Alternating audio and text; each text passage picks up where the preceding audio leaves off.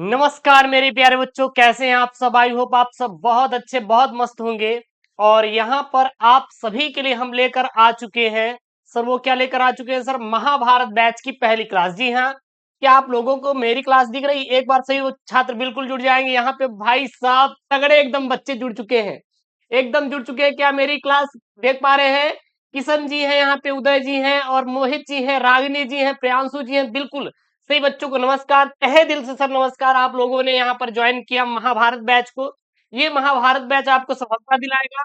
एक बात और है, ये मैं डेमो क्लास के रूप में, जी हाँ, ये मैं डेमो क्लास के रूप में पहली क्लास मैं फ्री में दूंगा यूट्यूब पर। जो बच्चे यूट्यूब पर देखेंगे ये पहला डेमो क्लास महाभारत बैच का, वो लोग देखिए सर हम कैसे महाभारत बैच में पढ़ा रहे हैं, कैसे आपकी तैयारी कर रहे हैं। अगर आप यूट्यूब पे देख रहे हैं तो अगर आप ज्वाइन करना चाहते हैं महाभारत बैच को, तो link in the description box, Google Play Store से एसके स्टडी एप्लीकेशन को डाउनलोड करिए और महाभारत बैच को ज्वाइन करिएगा, ठीक है ना।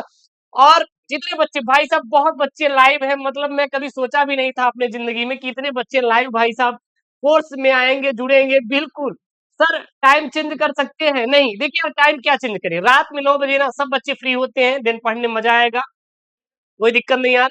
आप उनसे चैट मत करिए, बात मत करिए, आप पढ़ाई करिए। क्या करिए सर? आप पढ़ाई करिए सर, हमारे साथ मजा आएगा सर, कोई दिक्कत नहीं होगी, ठीक है ना। जमकर सर हम लोग पढ़ेंगे, एकदम मन लगा के पढ़ेंगे, कोई दिक्कत नहीं। महाभारत बैच की क्लास नंबर 1 है यहाँ पे। भाई साहब एक बोल रहे हैं सर जी, गुरु जी, अरे भाई साहब नमस्कार, नमस्कार सर, जय हिंद जय हिंद, नमस्कार, बहुत अच्छे। अरे यार thank you so much. Rohit है, बहुत सारे बच्चे, मतलब भाई साहब हम यहाँ पे स्टूडेंट का काउंट नहीं बता सकते, इतने बच्चे लाइव हैं। मैं कभी शेयर करूंगा इसको, जितना मैं सोचा नहीं था उससे ज्यादा बच्चे यहाँ पे लाइव हैं, ठीक है ना, महाभारत बैच के अंदर। और ये जो आपने ट्रस्ट बनाया है सर, मैं प्रॉमिस करता हूँ कि आपको सर नंबर दिलवाएंगे। लेकिन हाँ, एक चीज और है, हमारे साथ डेली पढ़ाई करिएगा। ये मत करिएगा सर रिकॉर्डिंग देख लेंगे, भाई देखने के लिए तो बहुत सारा चीज मिल जाता है, लाइव पढ़िए, मजा आएगा। जैसी क्लास खत्म हो जाएगी मैं इसका तुरंत पीडीएफ अपलोड कर दूंगा, आप उसको पढ़ लीजिएगा। हम लोग सबसे पहले बता देते हैं कि ये महाभारत बैच में सर पढ़ेंगे कैसे, पढ़ेंगे कैसे। आज में सब धुआं धुआं करने वाले हैं सर, पूरा क्लास का सब धुआं धुआं करने वाले हैं। हिंदी का सेट ये 1 है, हमारा सेट नंबर 1 है। आज हमारा सेट नंबर 1 हिंदी का चलेगा, ठीक है ना। देखिएगा, एक बात ध्यान दीजिएगा, हम केवल 10 से 12 पेपर लेकर आएंगे। किसका सर? हिंदी का। इसी प्रकार से सभी विषय का रहेगा, 10 से 12 पेपर। आल्ट वाले बच्चे हैं तो भाई साहब ये देखते चले जाओ, क्योंकि आल्ट का थोड़ा सा अलग है, उनके लिए साहित्यिक हिंदी का है, वो मैं करवा दूंगा, चिंता मत करना। इंग्लिश मीडियम से है तो भाई साहब हिंदी इंग्लिश की कम से कम तैयारी कर लीजिए, कोई दिक्कत नहीं होगी। हम 10 से 12 पेपर लेके आएंगे, इतना सफिशियंट है, इससे बाहर ना आपको पढ़ना है ना कुछ आएगा। यूट्यूब पे जो क्लासेस आएंगी उसको आप जरूर देखिएगा, नो डाउट उसको आप जरूर देखिएगा, वहां पे तो है। बट यहाँ पे आपको स्पेशल चीजें रहेंगी, उसको देखिएगा। और यहाँ पर जो 10 से 12 मिलेगा, इसको तो डेली सर हमारे साथ कवर करिए। मतलब समझ के चलिए सर जी कि 10 से 12 यानी 10 से 12 दिन में खत्म। मतलब सोचिए 10 से 12 दिन में खत्म, हिंदी पूरी रफा दफा, हिंदी पूरी रफा दफा, यानी 10 से 12 घंटे, क्योंकि हम लोग उतना ही पढ़ेंगे जितना हमें याद आएगा, मतलब याद हो जाए भाई साहब। फिर उसके बाद इंग्लिश, बायोलॉजी, फिजिक्स, केमिस्ट्री, इस प्रकार से पूरी खत्म हो जाएगी, चिंता मत करिएगा, ठीक है सर। सर रिप्लाई नहीं कर रहे हैं भाई साहब, अगर रिप्लाई करने चलेंगे ना तो ये खत्म नहीं हो पाएगा। सूरज जी, शिवांगी जी, बिल्कुल केमिस्ट्री का सब चलेगा, सत्यम भाई सब चलेगा, धीरे धीरे चलेगा, धीरे धीरे चलेगा, कोई दिक्कत नहीं, भरोसा रखिए हमारे ऊपर, सब मिलना शुरू हो जाएगा आपको, ठीक है ना। हम सब क्लासेस उपलब्ध करवा देंगे। अगर हम रिप्लाई देना शुरू करेंगे तो बहुत सारे बच्चे यहाँ पे ज्वाइन हुए हैं, किसका किसका सर रिप्लाई करेंगे, बहुत सारे बच्चे हैं, तो इसलिए माफी चाहते हैं सर जी, ठीक है। चलिए सर, यहाँ पे सबसे पहले देखेंगे हम लोग अपना हिंदी का। तो आपको पता है सर, हिंदी का 100 नंबर पूर्णांक होता है, 33 नंबर पास मार्क का होता है। जब क्वेश्चन ना समझ में आएगा तब कमेंट करिएगा, ठीक है ना। देखिए यहाँ पे बोल रहे हैं सर आल्ट वालों के लिए है कि नहीं? हर्ष जी, आप आल्ट वाले हैं तो बिल्कुल पढ़िए यार, क्योंकि थोड़ा सा अलग हो जाएगा। संस्कृत का टॉपिक ऐड कर दो, आल्ट का बन जाएगा, बाकी सब कुछ सेम, सब कुछ सेम है, कोई दिक्कत नहीं है। वैसे आल्ट वालों क्लास वहां पे आएगा, कोई दिक्कत नहीं, बट आप भैया रट लो, अलग से कुछ नहीं है, ठीक है ना। तो 100 में से 33 नंबर पास मार्क का चाहिए, कोई दिक्कत नहीं, जहां क्वेश्चन ना समझ में आएगा वहां पढ़िएगा, हमारे साथ रटिएगा चीजों को और पूछिएगा। आपको जो टाइम मिलेगा हिंदी में सर, 3 घंटे 15 मिनट का टाइम मिलेगा, और यहाँ निर्देश रहेगा कि भैया 15 मिनट परीक्षार्थियों को प्रश्न पत्र पढ़ने के लिए है, लेकिन कोई दिक्कत मत लीजिए यार, हमारे साथ एकदम खुलकर एक्सपीरियंस आप लोग पाएंगे महाभारत बैच के अंदर, कोई दिक्कत नहीं है, ठीक है ना। सब कुछ आपको हम सिखाएंगे, करेंगे कैसा क्या होता है। अच्छा कमेंट है कि गुरुदेव क्या पैसा लगाने से पास हो जाएंगे क्या? हर घंटा हम आपको बताएंगे, हर चीजें बताएंगे, वो टिप्स मैं इसमें ज्ञान दूंगा जो आपको कहीं नहीं मिलेगा। टेंशन ना लो, भरोसा किए हो तो बिल्कुल आपका भरोसा टूटेगा नहीं। बहुत सारे कमेंट हैं, ठीक है ना सर, आपका मोबाइल नंबर मिलता है? अरे भैया आप क्या बताएं। चलिए सर, अब यहाँ पे शांति भाई साहब सब पढ़ेंगे, सब पढ़ेंगे, यहाँ पे कोई कमेंट नहीं करेंगे। अब देखिएगा हम ऑप्शन को महाभारत बैच के अंदर कैसे सॉल्व कराएंगे। सॉरी माफी चाहते, चलिए देखिए यहाँ पे सबसे पहला प्रश्न है, मेरे साथ याद करिए।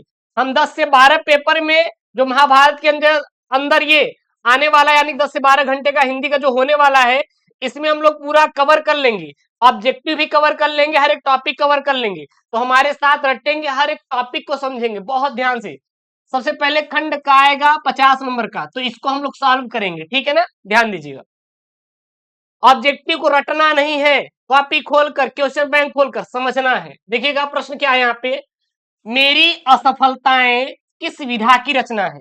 मेरी असफलताएं किस विधा की रचना है? तो आप सीधा याद करिए हमारे साथ, बताइए सर आत्मकथा है, आत्मकथा है। लेकिन लेकिन गुरुदेव विधा क्या है? विधा क्या है भैया? प्रकार होता है। क्या होता है भैया? प्रकार होता है। अरे करे जाइए गुरुदेव, प्रकार क्या होता है? बात समझिएगा, जैसे मैं कह दूं कि शिवम किस प्रकार का लड़का है, तो आप कहेंगे गुरुदेव शिवम बहुत नटखट है। अरे शिवम वो भी है गुरुदेव जो कि हम चैट करते पकड़े थे। मतलब समझ गए आप, प्रकार किसी का टाइप बता रहे हैं। मतलब कि जो मेरी असफलता है, यह रचना का कौन सा प्रकार है, किस विधा की रचना है, किस प्रकार की रचना है, तो यह एक आत्मकथा है। अब पेपर में यही से बनेगा, पेपर में यही से बनेगा, 2024 में बना हुआ प्रश्न है, पेपर में यही बनेगा कि आत्मकथा, आत्मकथा विधा पर आधारित मेरी असफलता, आत्मकथा पर, आत्मकथा विधा पर आधारित मेरी असफलता के लेखक कौन है? लेखक कौन है? बाबू गुलाब राय है। हमारे साथ याद करिए, हमारे साथ याद करिए, मेरी असफलता किस विधा की रचना है? तो यह एक आत्म कथा है, यह एक आत्म कथा है। सर बाबू गुलाब राय की, बाबू गुलाब राय की कौन सी रचना है? मेरी असफलता है, मेरी असफलता है। अब ये लाइन रट लो, हो गया, बाबू गुलाब राय मेरी असफलता आत्मकथा के क्या हैं? लेखक हैं। अब यहां से आपके 3 प्रश्न कवर हुए, 3 प्रश्न कवर हुए। सबसे पहले बाबू गुलाब की रचना है मेरी असफलता, मेरी असफलता किस विधा पर आधारित है? सर आत्मकथा है, सर आत्मकथा है। किसी बच्चे को डाउट है क्या? किसी बच्चे को डाउट है क्या? अरे चौचक एकदम विराज जी, चौचक एकदम विराज जी, पूरा मैं दे दूंगा, टेंशन मत लेना भैया, पीडीएफ इसका इसी बैच में मिल जाएगा, महाभारत बैच के अंदर। ये यहाँ पे याद कर लो। अब यहाँ पे 3 प्रश्न कवर हो गए, मतलब 10 से 12 अगर सेट पढ़े, अगर हर एक सेट में सोचे 10 ऑब्जेक्टिव पूरा निचोड़, तो मतलब 100-200 सर रफा दफा हो जाएगा। याद कर लिए ना, बाबू गुलाब राय मेरी असफलता आत्मकथा के लेखक हैं, काम खत्म हुआ। इससे 3 प्रश्न कैसे हुए मैंने सिखा दिया। अगला देखना, अब ये चारों ऑप्शन हम आपको सिखाएंगे, टेंशन मत लेना, टेंशन मत लेना यार, यही महाभारत बैच की खास बात है, सब सीखेंगे, इसलिए कहते हैं आपका पड़ोसी हो तो उनको बताइए महाभारत बैच से जुड़ने के लिए। अरे भैया चलेगी बिट्टू भैया, बिट्टू भैया फिजिक्स विजिक्स सब चलेगी, परेशान ना हो। हाँ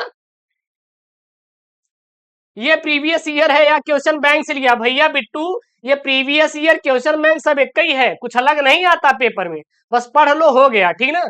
अगला देखना यहाँ पे क्या है, घुमक्कड़ शास्त्र के लेखक है, घुमक्कड़ शास्त्र के लेखक है। सर सीधा बताएंगे, घुमक्कड़ शास्त्र के लेखक हमारे क्या है गुरुदेव? राहुल सांस्कृत्यायनन है। घुमक्कड़ शास्त्र के लेखक राहुल सांस्कृत्यायनन है, ठीक है गुरुजी बता दिया। बट इनसे जुड़ी हुई और चीज देखेंगी, क्या देखेंगे? अगर पेपर में आ गया कि घुमक्कड़ जो शास्त्र है, घुमक्कड़ जो शास्त्र है यह किस विधा पर आधारित है, पेपर में बनता है किस विधा पर आधारित है, तो गुरुदेव ये जो विधा है ना, यह एक यात्रा वृत्तांत है। क्या है? यात्रा वृत्तांत है, यानी घुमक्कड़ शास्त्र यात्रा वृत्तांत विधा की रचना है। और इसके लेखक कौन है भैया? राहुल सांस्कृत्यायनन है। राहुल सांस्कृत्यायन है। राहुल सांस्कृत्यायन को भैया महापंडित भी कहा जाता है, महापंडित भी कहा जाता है। एक तीर से सर दो निशाना मारेंगे। पहला, घुमक्कड़ शास्त्र के लेखक राहुल सांस्कृत्यायन, यह किस विधा पर आधारित है? यात्रा वृत्तांत विधा पर आधारित है। जाकर भैया खोल लीजिए, पिछले साल पेपर में बना था। इसके अगले साल पेपर में क्या बनेगा? सीधा बनेगा कौन सी विधा पर आधारित है। तो हर एक चीज का निचोड़ देखेंगे, परेशान मत होइए, ठीक है ना। अब यहाँ पे चार ऑप्शन है। चार ऑप्शन कौन कौन से हैं? राहुल सांस्कृत्यायन, विद्यानिवास मिश्र, प्रेमचंद्र और नागार्जुन। अब इनका भी देख लो भैया कौन कौन सी महत्वपूर्ण कृतियां हैं और इनसे जुड़े हुए प्रश्न कैसे पेपर में आते हैं। ध्यान दीजिएगा यहाँ पे। जो बच्चे यूट्यूब पर इसकी पहली डेमो क्लास देख रहे हैं, भाई साहब देख लो, यही महाभारत बैच में चलता है। ये बैच, ये जो क्लास है पहली क्लास, फ्री में मैं यूट्यूब पे डालूंगा ताकि वहां पे देख पाए कि हाँ यार महाभारत बैच में मिलता कैसे है, क्या कंटेंट मिलता है, वो देख लीजिएगा, ठीक है ना। उसके बाद सब मजा आएगा ना, तभी तो विश्वास रहेगा कि हाँ सीएम क्या पढ़ाता है। हाँ मजा आ रहा है नहीं? सभी बच्चे एक बार कमेंट कर दीजिए। भाई साहब बहुत बच्चे लाइव हैं, बता नहीं सकते सर कितने बच्चे लाइव हैं, इतना तो यूट्यूब पे लाइव नहीं आते यार, मैं सच बता रहा हूँ। कभी गिनवा देंगे सर, संख्या एकदम गिनते गिनते सर एकदम वो हो जाएंगे। अब पहला देखेंगे राहुल सांस्कृत्यायन के बारे में। किसके बारे में? राहुल सांस्कृत्यायन के बारे में पढ़ेंगे। चलिए सर, इनके पॉइंट नोट करिए, नोट करिए हमारे साथ, याद करिए। राहुल सांस्कृत्यायन को हिंदी साहित्य का महापंडित कहा जाता है। पेपर में आएगा हिंदी साहित्य का महापंडित किसे कहा जाता है? राहुल सांस्कृत्यायन को हिंदी साहित्य का महापंडित कहा जाता है। ये यात्रा साहित्य और घुमक्कड़ी जीवन के प्रेरक माने जाते हैं। ये यात्रा साहित्य और घुमक्कड़ी जीवन के प्रेरक माने जाते हैं, ठीक है ना। इनकी प्रमुख रचनाएं मेरी लद्दाख यात्रा, एक पेपर में प्रश्न बना हुआ था पिछले साल। वोल्गा से गंगा, वोल्गा से गंगा, वोल्गा से गंगा, सर किसकी रचना है? तो सर ये है राहुल सांस्कृत्यायन की रचना है। किसकी रचना है सर? राहुल सांस्कृत्यायन की रचना है, ठीक है ना। तिब्बत में सवा साल, ये भी किसकी है सर? राहुल सांस्कृत्यायन की है। और ये पेपर में सर छपा हुआ है, जाके देख लेना। इसीलिए कहते हैं सर ये महाभारत है, महाभारत में एकदम सर हम युद्ध करेंगे, टेंशन नहीं लेना है, ठीक है। नोट हो गया। अगला देखिए, घुमक्कड़ शास्त्र में इन्होंने यात्रा के महत्व, अनुभव और जीवन पर इसके प्रभाव की गहराई से प्रस्तुत किया है। हालांकि इतना इंपॉर्टेंट नहीं है, बट देख लेंगे क्योंकि ऑब्जेक्टिव पढ़ रहे हैं सर जी, तो चीजों को रटना नहीं है, अच्छे से समझना है। घुमक्कड़ शास्त्र में किसका वर्णन है? यात्रा के महत्व के बारे में बताया गया है। घुमक्कड़ का मतलब है सर हम घूम रहे हैं, हम यात्रा कर रहे हैं, और उसके अनुभव के बारे में कि गुरुदेव हम कहीं घूमने गए तो क्या मुझे अनुभव मिला, और जीवन के प्रभाव को गहराई से प्रस्तुत किया गया है, ठीक है ना। अगला यहाँ पे ऑप्शन में थे ना, बी ऑप्शन क्या था? विद्यानिवास मिश्र। इनके बारे में देखिए, ये संस्कृति एवं हिंदी के विद्वान एवं निबंधकार थे। पेपर में सर अगर प्रश्न बने कि विद्यानिवास मिश्र थे, ये क्या थे? यह एक निबंधकार थे। यह क्या थे? निबंधकार थे। तो टेंशन ना लो सर, बहुत मेहनत किया है इस पेपर को बनाने में, ताकि एग्जामिनर चाचा सर एकदम पेपर बनाए तो सब टच हो जाए, इसी पेपर से छप जाए एकदम, टेंशन ना लेना, ठीक है ना। अब इनकी सर प्रमुख रचनाएं कौन कौन सी हैं? तो देखना, उनकी रचनाएं साहित्यिक, सांस्कृतिक और दार्शनिक विचारों पर आधारित है। विद्यानिवास मिश्र की जो रचनाएं हैं वो कैसा है सर? साहित्यिक है, सांस्कृतिक है और दार्शनिक विचारों पर क्या है? आधारित है। अब इनकी प्रमुख रचनाएं कौन कौन सी हैं? कौन कौन सी हैं? गृह लक्ष्मी है। विद्यानिवास मिश्र की कौन कौन सी प्रमुख रचनाएं हैं जो बोर्ड में पेपर में पूछा जाता है? गृह लक्ष्मी है। और क्या है? भारत, भाषा और समाज, भाषा और समाज, ये दोनों जो रचनाएं हैं भैया, ये दोनों जो रचनाएं हैं, ये विद्यानिवास मिश्र जी की क्या है सर? रचनाएं हैं। विद्यानिवास मिश्र जी की क्या है सर? रचनाएं हैं, ठीक है ना। अगला है यहाँ पे आपका सी वाला ऑप्शन था प्रेमचंद्र। इनके बारे में थोड़ा देख लेते हैं। हिंदी साहित्य के उपन्यास सम्राट प्रेमचंद्र की रचनाएं सामाजिक यथार्थ और भारतीय जनजीवन का क्या है? चित्रण करती हैं। इनकी प्रमुख रचनाएं भैया पेपर में छपता है, पेपर में करेजा छपता है। प्रेमचंद्र की प्रमुख रचनाएं गोदान, गोदान देख लो भैया पेपर में आया हुआ है, गबन भी आया हुआ है, देख लेना। पूस की रात भी आपके पेपर में सर छपा हुआ है। ये तीनों के तीनों प्रेमचंद्र की क्या है, प्रमुख रचनाएं हैं। मतलब ऑप्शन देखेंगे उसका भी सर एकदम निचोड़ निकालेंगे, मजा आएगा सर, है कि नहीं। प्रेमचंद्र का लेखन यात्रा साहित्य के बजाय उपन्यास और कहानियों पर केंद्रित है। अच्छा ध्यान देना, इन्होंने एक लाइन यहाँ पे लिखा है, बहुत प्यारा लाइन है, जो प्रेमचंद्र का लेखन है ये यात्रा साहित्य के बजाय, मतलब यात्रा के बारे में नहीं है, किस पर आधारित है, उपन्यास और कहानियों पर क्या है, केंद्रित है। यानी कि प्रेमचंद्र ने उपन्यास और कहानी ही लिखा है और इसके सिवा कुछ भी नहीं लिखा है। पॉइंट वाला समझिएगा, मतलब कि केवल ये उपन्यासकार और कहानीकार थे। कौन भैया, प्रेमचंद्र। तीन इंपॉर्टेंट, गोदान, गबन, पूस की रात, इंपॉर्टेंट है, देख लो, पेपर पिछले साल पेपर माना हुआ था। अगले ऑप्शन में थे भैया नागा अर्जुन। नागा अर्जुन, इनको भी भैया एकदम खत्म करते हैं आज हम।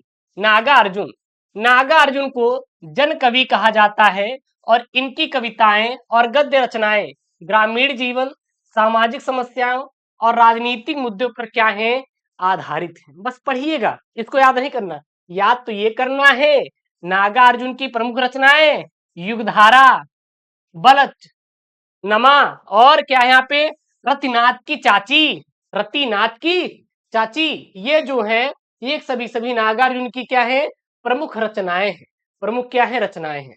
अगला यहाँ पे ग वाला प्रश्न था, ऑब्जेक्टिव है, बट ऑब्जेक्टिव का क्या है, निचोड़ है, ठीक है ना।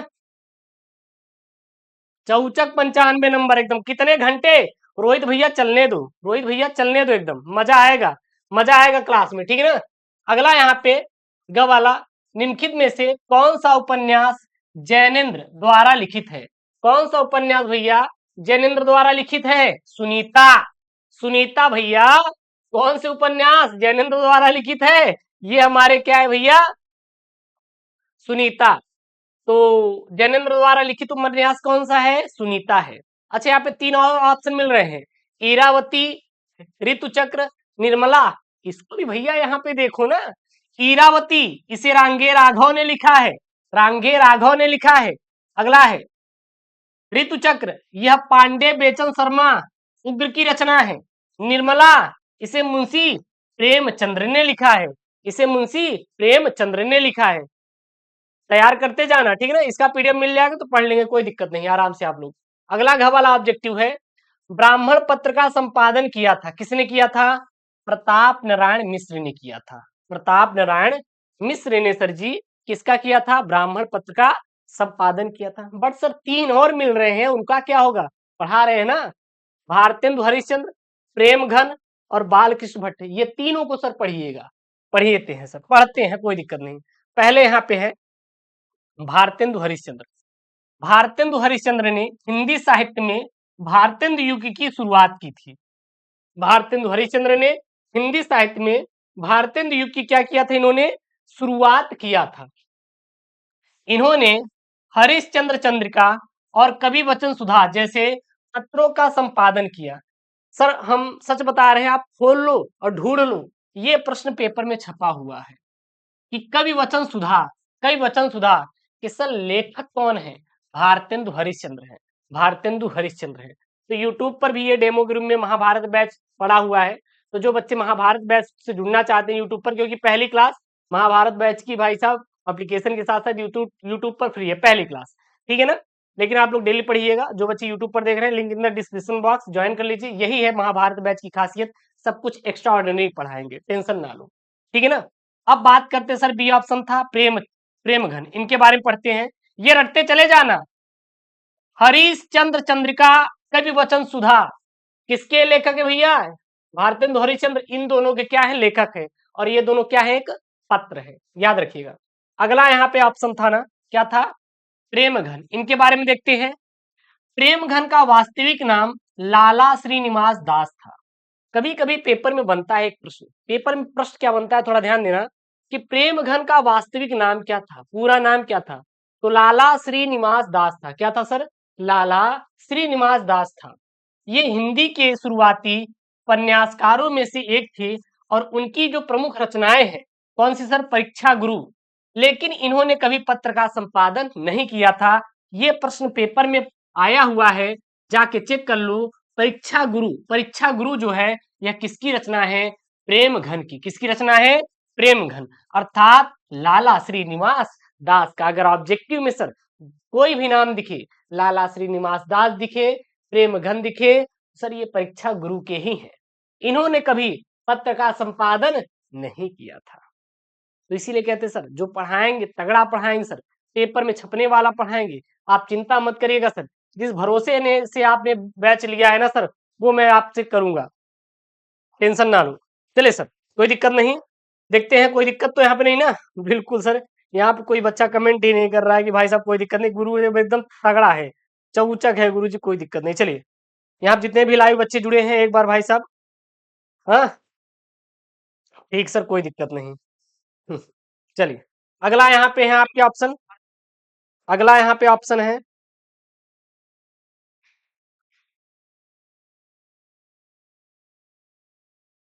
अगला ऑप्शन में क्या है यहाँ पे भैया, देखिएगा, बाल कृष्ण भट्ट। कौन है ऑप्शन में भैया?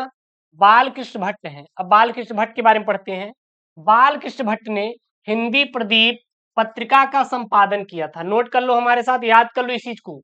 बाल कृष्ण भट्ट, बाल कृष्ण भट्ट हिंदी प्रदीप पत्रिका का संपादन किया था। पेपर बनता है हिंदी प्रदीप, हिंदी प्रदीप पत्रिका का संपादन किसने किया था? बाल कृष्ण भट्ट। हिंदी प्रदीप के लेखक कौन है?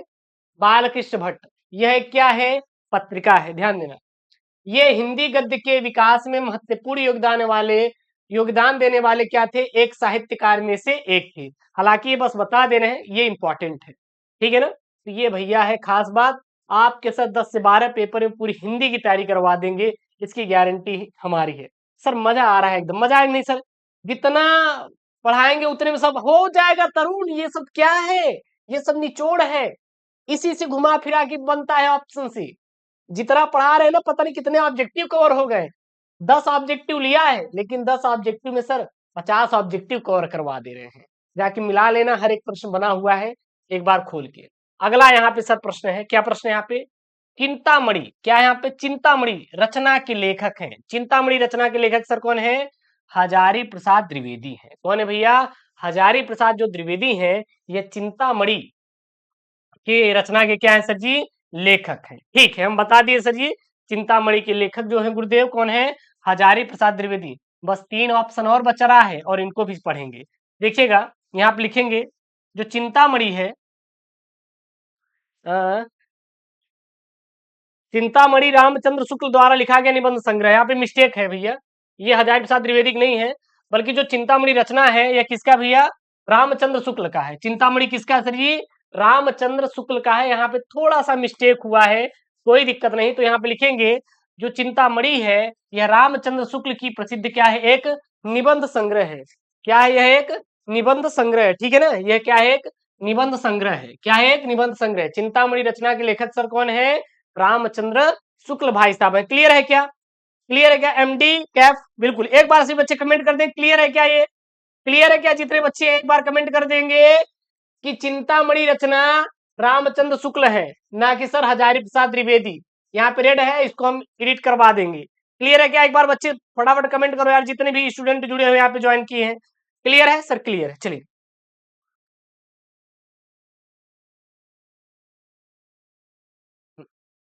चलिए अब इसमें से तीनों ऑप्शन को देखेंगे। ये महावीर प्रसाद द्विवेदी, रामचंद्र शुक्ल और डॉक्टर नगेंद्र, इनको भी हम लोग पढ़ेंगे यहाँ पे एक एक करके। सबसे पहले यहाँ पे भैया कौन है? यहाँ पे भैया कौन है? महावीर प्रसाद द्विवेदी, इनके बारे में पढ़ते हैं। महावीर प्रसाद द्विवेदी हिंदी साहित्य के द्विवेदी युग के प्रमुख साहित्यकार है। अब पेपर में आता है सर, पेपर में आता है, पेपर में सर क्या आता है? पेपर में ये आता है कि सर महावीर प्रसाद द्विवेदी किस युग के प्रमुख साहित्यकार है? किस युग के प्रमुख साहित्यकार है भैया? द्विवेदी युग के प्रमुख क्या है सर? साहित्यकार हैं। द्विवेदी युग के क्या है सर जी? प्रमुख साहित्यकार हैं। महावीर प्रसाद द्विवेदी हिंदी साहित्य के द्विवेदी युग के क्या है? प्रमुख साहित्यकारों में से क्या है? एक है, ठीक है ना? इन्होंने सरस्वती पत्रिका का संपादन किया और गद्य को प्रौढ़ता, क्या प्रौढ़ता प्रदान की। अब यहाँ पे एक प्रश्न बना, यहां से प्रश्न बना, यहाँ पे रट लो, यहाँ पे रट लो कि महावीर प्रसाद द्विवेदी किस पत्रिका का संपादन किया था? सरस्वती। पेपर में आएगा सरस्वती पत्रिका का संपादन किसने किया था? महावीर प्रसाद द्विवेदी ने किया था। महावीर प्रसाद द्विवेदी ने किया था। ठीक है, इनकी प्रमुख रचनाएं कौन कौन सी हैं? कविता कौमुदी, कविता कौमुदी और संपत्ति शास्त्र। कौन सी है सर? संपत्ति शास्त्र। ये दोनों सर प्रमुख रचनाएं महावीर प्रसाद द्विवेदी की हैं। ये पेपर में छपा हुआ है। सरस्वती पत्रिका का संपादन किसने किया था? महावीर प्रसाद द्विवेदी। और आपके सर बोर्ड परीक्षा में आया हुआ है, बोर्ड परीक्षा में आया हुआ है। साहिल यार, आरिफ भाई, सावन भाई, बहुत सारे बच्चे हैं, किसका किसका नाम लेंगे, है कि नहीं? तो यहाँ पे बहुत सारे स्टूडेंट हैं। अगला यहाँ पे है सर ऑप्शन आपका सी वाला, क्योंकि बी वाला हमारा हो गया। तो वहां पे यहाँ पे क्या है सर जी? हजारी प्रसाद द्विवेदी। क्या भैया आ रहे हैं यहाँ पे? हजारी प्रसाद द्विवेदी। अब इनके बारे में पढ़िए, इनके बारे में रटिए। हजारी प्रसाद द्विवेदी हिंदी साहित्य के प्रसिद्ध निबंधकार और क्या थे? आलोचक थे। ध्यान देना, ध्यान देना। यहाँ पे कह रहे हैं सर एक ऑप्शन से सर हम 4-5 क्वेश्चन हल कर डालेंगे, यहीं पे होगा। हजारी प्रसाद जो द्विवेदी थे, ये भैया क्या थे? ये एक प्रसिद्ध निबंधकार और क्या थे सर? आलोचक थे। अब इनकी सर प्रमुख रचनाएं कौन कौन सी? कुटज। पेपर में आया हुआ है, पेपर में आया हुआ है, चेक कर लो खोल के। चैलेंज करता हूं, चैलेंज करता हूं, ये पेपर में आया हुआ है। अशोक के फूल, ये भी पेपर में आया हुआ है। और बाण भट्ट की आत्मकथा, ये भी पेपर में छपा हुआ है। यार नहीं भरोसा है तो आप फुल क्वेश्चन बैंक मिला लो सर। नहीं आया होगा सर, हम पढ़ाना बंद कर देंगे आज से। इसीलिए कहते सर जो हम कंटेंट देंगे सर, हर एक कंटेंट अपने आप में सर औदा रखता है गेन कराने का सर 100 में 100 नंबर। ऐसे ही नहीं सर मैंने बोला है 500 में 500 नंबर दिलाने का वादा। ये महाभारत बैच अपने आप में सर वो बैच है कि जो सर ब्रह्मास्त्र साबित होगा। हाँ, महाभारत बैच इसीलिए रखा है मैंने, है कि नहीं? टेंशन ना लो, कल्याण हो जाएगा इतने में, कोई दिक्कत नहीं है सर। बहुत बढ़िया, बहुत बढ़िया, बच्चे एकदम एकदम उत्साहित हैं, एकदम आग लगा के गुरुदेव, कोई दिक्कत नहीं। अगला यहाँ पे भैया डॉक्टर नगेंद्र साहब है। क्या है भैया? डॉक्टर नगेंद्र हिंदी साहित्य के प्रसिद्ध आलोचक और क्या थे भैया? विचारक थे। अच्छा, डॉक्टर नगेंद्र कौन थे? यह हिंदी साहित्य के प्रसिद्ध आलोचक और क्या थे? विचारक के रूप में प्रसिद्ध थे। इनकी जो प्रमुख रचनाएं हैं कौन कौन सी हैं? नोट कर लो भैया, ये नोट करने वाला एकदम सवाल है। साहित्य का समाजशास्त्र, साहित्य का समाजशास्त्र और आधुनिक हिंदी साहित्य, आधुनिक हिंदी साहित्य इनकी क्या है? प्रमुख रचनाएं हैं, प्रमुख रचनाएं हैं। अब यहाँ पे दूसरे का कब प्रश्न शुरू होता है? पहले में पहला जो प्रश्न रहेगा 5 ऑब्जेक्टिव रहेगा, और सर जो दूसरा रहेगा इसमें भी हमारे 5 ऑब्जेक्टिव रहेंगे। लेकिन 5 ऑब्जेक्टिव के सर कितने निचोड़ निकले आपने खुद अच्छे से देख लिया। इसीलिए कहते हैं सर ये महाभारत बैच वरदान है, आपको सर 500 में 500 नंबर दिलाने का प्रॉमिस मेरा है सर। सभी विषय इसी प्रकार करवा देंगे, परेशान मत होना आप लोग। अगला यहाँ पे प्रश्न नंबर 2 का अयोध्या सिंह उपाध्याय हरिऔध की रचना है। अयोध्या सिंह उपाध्याय हरिऔध की रचना है सर, कौन सी है? कौन सी है? वैदेही वनवास है। क्या है सर जी? वैदेही वनवास है। बट सर है क्या ये? तो यह एक प्रसिद्ध काव्य है, यह एक प्रसिद्ध काव्य है। इसको भी रट लो। क्या रट लेंगे? वैदेही वनवास अयोध्या सिंह उपाध्याय हरिऔध का प्रसिद्ध काव्य है, जो हिंदी साहित्य में उनके योगदान को क्या करता है? दर्शाता है। ये इंपॉर्टेंट है, ये इंपॉर्टेंट है। यह क्या है सर जी? काव्य है। ये क्या है? काव्य है। कौन सा काव्य है सर जी? वैदेही वनवास अयोध्या सिंह उपाध्याय का क्या है सर? काव्य है। ये पेपर में छपता है, ध्यान देना। ठीक, अब यहाँ पे सर और ऑप्शन थे। कामायनी के सर रचना किसकी है? जो कामायनी किसकी रचना है? कश्मीर सुषमा किसकी रचना है? और प्रेम माधुरी किसकी रचना है? ये भी तो देख ले। चलिए देखते हैं। सबसे पहले बात करेंगे कामायनी की। भैया कामायनी जो है यह जयशंकर प्रसाद की प्रसिद्ध महाकाव्यात्मक कृति है। अब यहाँ पे 2 प्रश्न की एक क्लियर होता है। सबसे पहले कामायनी के सर कवि कौन है? तो जयशंकर प्रसाद है। और कामायनी सर क्या है? एक महाकाव्य है। यह क्या है सर जी? यह एक महाकाव्य है। किसका महाकाव्य है? जयशंकर प्रसाद का।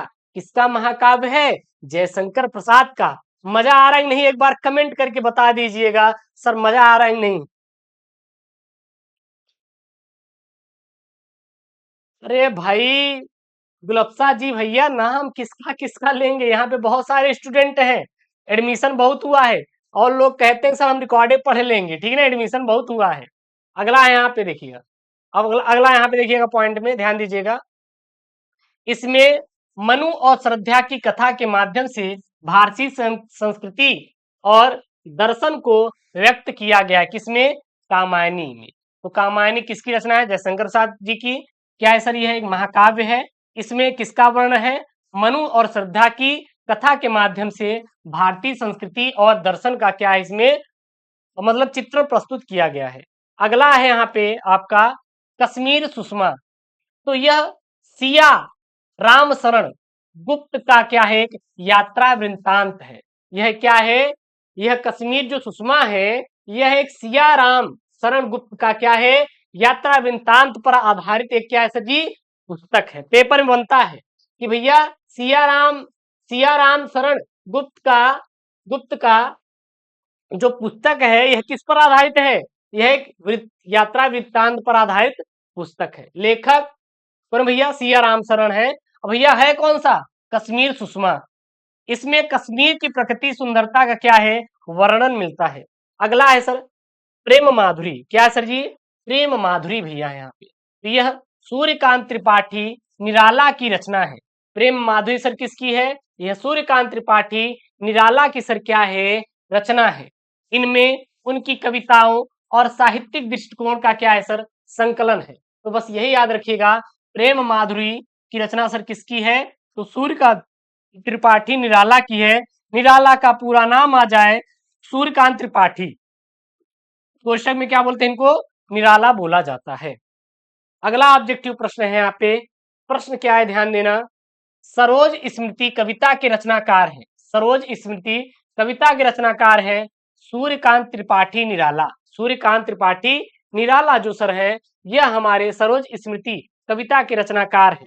सरोज स्मृति कविता के सर क्या है? रचनाकार है। अच्छा, इन्होंने जो सर सरोज स्मृति लिखा था ये कब लिखा था? तो इनकी पुत्री थी, उनकी मृत्यु हो जाती है, उन पर इन्होंने सरोज स्मृति लिखा था। यानी कि यह कविता सूर्यकांत त्रिपाठी निराला ने अपनी पुत्री सरोज की असामयिक मतलब कि बिना समय से मृत्यु पर लिखी थी। ठीक है ना? अब याद आ गया। अब अगर पेपर में आएगा तो याद कर लेंगे। गुरुदेव इनकी बेटी थी जिनकी मृत्यु हो गई थी, इसीलिए इन्होंने लिखा था सरोज स्मृति। अब यहाँ पे भैया 3 ऑप्शन और हैं, इनके बारे में देख लीजिए, पेपर में छपने वाले प्रश्न। क्या है यहाँ पे? B option. इनके बारे में देखते हैं, जयशंकर प्रसाद के बारे में। तो जयशंकर प्रसाद छायावादी युग के प्रमुख कवि और क्या है? नाटककार है। अब पेपर में बने कि भैया जयशंकर प्रसाद किस युग के कवि है? तो यह एक छायावादी युग के कवि हैं और ये क्या है? एक नाटककार भी हैं। एक नाटककार भी हैं। इनकी प्रमुख कविताएं और कृतियां कौन कौन सी है? कामायनी। नोट करो, याद करो, कामायनी अभी ऑब्जेक्टिव में आया था, अभी ऑब्जेक्टिव में आया था। कामायनी किसकी रचना है भैया? जयशंकर प्रसाद की है। आंसू भी किसकी रचना है? जयशंकर प्रसाद की है। झरना भी किसकी रचना है? जयशंकर प्रसाद की है। क्लियर है का? एक बार कमेंट बॉक्स में बता दीजिए क्लियर है क्या भैया। यहाँ पे कौन है सर? विराज कहाँ पे है? विराज, अगर कोई यहाँ पे बच्चा कोई दिक्कत कर रहा है तो भैया हम ब्लॉक कर देंगे। ध्यान देना, अगर कोई यहाँ पे कमेंट करेगा तो यहाँ पे विराज तुरंत ब्लॉक करेंगे। ठीक है ना? ठीक है। यहाँ पे भैया विराज का किधर है आप? इसलिए कहते भैया ये जो है विराज, हम तुरंत कमेंट ब्लॉक करेंगे आपको। ध्यान देना है यहाँ पे। अगर अब कोई अशब्द आया तो तुरंत कमेंट में आप ब्लॉक हो जाओगे। कोई कमेंट नहीं, और फिर हम आपको ऐसा कर देंगे कि बच्चे कमेंट नहीं देख पाएंगे अगली क्लासेस से। यहाँ पे देख रहे हैं भैया एक दूसरे में बातें कर रहे हैं, कल भैया दिक्कत हो जाएगा। कल आपको अलग अलग सेपरेटेड कर देंगे, कोई किसी का कमेंट नहीं देखेगा, टेंशन ना लो। ठीक है? पीडीएफ आपको इसी क्लास के अंदर मिलेगी, टेंशन ना लो। आज देख लो, कल सेपरेटेड कमेंट रहेगा, एक दूसरे का कोई कमेंट नहीं देख पाएगा। केवल आप आइए, आराम से पढ़िए जाइए। एक दूसरे जो कमेंट देख पा रहे हैं कल से नहीं देखेंगे, डोंट वरी। ठीक है ना? चलिए अगले यहाँ पे ऑप्शन में थे सुमित्रा नंदन पंत। क्या भैया? सुमित्रा नंदन पंत। सुमित्रा नंदन पंत देखिएगा यहाँ पे, सुमित्रा नंदन पंत प्रकृति के कवि और छायावाद के स्तंभों में से एक थे। यानी सुमित्रानंदन पंत किस युग के कवि थे? यह एक छायावाद युग के कवि थे। इंपॉर्टेंट है, लगा लो। कमेंट बच्चे मत करो यार, जिसको कमेंट करना है कर लो आज, कल से हम सभी को अनहाइड कर देंगे, केवल आप अपना ही कमेंट देख पाओगे। हिंदी पढ़ने आए हो, मैथ के बारे में पूछते हैं यार, इतने बच्चे बताइए ज्वाइन के, यार हम क्या ही बताएं लोगों को, क्या आपका होगा भाई। महाभारत बैच है, ठीक है पढ़िए यार, लेकिन आई होप आप लोग अच्छा नंबर गेन करेंगे अगर पढ़ेंगे तो। अगला यहाँ पे इनकी प्रमुख रचनाएं कौन कौन सी है सर? चितंबरा है, पेपर में आया हुआ, जाके देख लेना। इनकी सुमित्रानंदन पंत की यही पेपर में छपेगा, ध्यान देना, जो मैं पढ़ा रहा हूँ यही पेपर में छपेगा 24 फरवरी को। मैं बोल रहा हूँ सर, चैलेंज दे रहा हूँ, यही पेपर आपको 24 फरवरी को छपने वाला है, इसीलिए कह रहे हैं सर पढ़ लो मन लगा के, नहीं तो जिंदगी एकदम बर्बाद है सर। आपके माँ बाप दिन रात सर आपके लिए मेहनत करते हैं, सपने सर जी वो एक आंखों में लेकर सर सो जाते हैं कि हमारा बच्चा एक दिन सफल होगा। तो क्या आप उनकी आंखों में खुशी के आंसू देना चाहते हैं, या फिर सर उनकी आंखों में एक गम देना चाहते हैं, वो भी आंसू के साथ? ये निर्णय आप पे मैं छोड़ रहा हूँ, आप लोग सोचना इस चीज को। तो सुमित्रानंदन पंत प्रकृति के कवि और छायावाद के स्तंभों में से एक थे, यानी सुमित्रानंदन पंत भैया छायावाद के क्या है? कवि हैं। इनकी प्रमुख रचना है चितंबरा, पेपर में बना हुआ है, याद कर लो। सुमित्रानंदन पंत, चितंबरा, पल्लव और ग्राम्या, ये तीनों इनकी प्रमुख क्या है सर? रचनाएं किसकी? सुमित्रानंदन पंत की, सुमित्रानंदन पंत की। अगला है यहाँ पे महादेवी वर्मा। महादेवी वर्मा बहुत ही इंपॉर्टेंट यहाँ पे भैया। महादेवी वर्मा हिंदी साहित्य की छायावाद युग की प्रमुख कवित्री थी। महादेवी वर्मा भैया कौन सी युग की है? यह छायावाद युग की क्या भैया? प्रमुख क्या थी भैया? कवित्री थी। प्रमुख क्या थी भैया? कवित्री थी, ठीक है ना। ध्यान देना, याद कर लो कि महादेवी वर्मा हिंदी साहित्य की छायावादी युग की क्या है भैया? प्रमुख कवित्री थी। इनकी प्रमुख कृतियां कौन कौन सी है? यामा है, निर्जा है, और क्या है? सप्तपर्णा है। कौन सी भैया? सप्तपर्णा है। ध्यान देना, महादेवी वर्मा हिंदी साहित्य की छायावादी युग की प्रमुख कवित्री थी। महादेवी वर्मा की अन्य कृतियां कौन कौन सी है? यामा है, निर्जा है, सप्तपर्णा है, और ये पेपर में आपके आया हुआ है, जाके चेक कर लो सर, 2023 के पेपर में ये प्रश्न बना हुआ है। ठीक, चलिए अगला है यहाँ पे आपका प्रश्न, उपमान मैले हो गए। कौन से भैया? उपमान मैले हो गए किसकी काव्य पंक्ति है? तो जो उपमान मैले हो गए, यह सर जी अज्ञेय की क्या है? काव्य पंक्ति है। किसकी काव्य पंक्ति है? अज्ञेय की सर काव्य पंक्ति है। अब यहाँ पे तीन ऑप्शन और है, एक है त्रिलोचन शास्त्री, नागार्जुन और मुक्ति बोध। तो ये तीनों को हम लोग सर डिटेल से पढ़ते हैं, क्योंकि यहाँ से आपके प्रश्न ऑब्जेक्टिव पेपर में बनते हैं। टेंशन ना लो, जो आप ये 101 रुपए में पूरा पढ़ रहे हो ना, मिलेगा नहीं सर कंटेंट ऐसा। सर ये सब पेपर में छपेंगे 24 फरवरी के दिन, देख लेना। जो बच्चा सर पढ़ रहा है मन लगा के, सर 500 में 500 खींच देगा, कुछ नहीं है सर उसके लिए, कुछ भी नहीं है, ठीक है ना। चलिए त्रिलोचन शास्त्री के बारे में देखते हैं कि कौन कौन से यहाँ पे प्रश्न सर बनता है। देखिएगा, त्रिलोचन शास्त्री हिंदी के प्रसिद्ध प्रगतिवादी कवि हैं। अब पेपर बना कि त्रिलोचन शास्त्री यह कवि है, किस प्रकार कवि है? तो यह एक प्रगतिवादी कवि है। प्रगतिवादी कवि है, किस युग के कवि है? तो प्रगतिवादी युग के कवि हैं। इनकी प्रमुख रचनाएं कौन कौन सी हैं? आम, इनकी जो प्रमुख रचनाएं हैं, आम जनजीवन और ग्रामीण भारत के प्रति गहरी संवेदनशीलता को क्या करती हैं? अभिव्यक्ति करती हैं, अर्थात इनके बारे में बताती हैं। बट इंपॉर्टेंट ये है कि त्रिलोचन शास्त्री जी की महत्वपूर्ण कृतियां कौन कौन सी हैं? धरती है, गुलाब और बुलबुल है, और ताप के ताए हुए दिन है। ये प्रमुख रचनाएं त्रिलोचन शास्त्री जी की हैं, त्रिलोचन शास्त्री जी की हैं, ठीक है ना। चलिए चलिए अगला, कोई दिक्कत?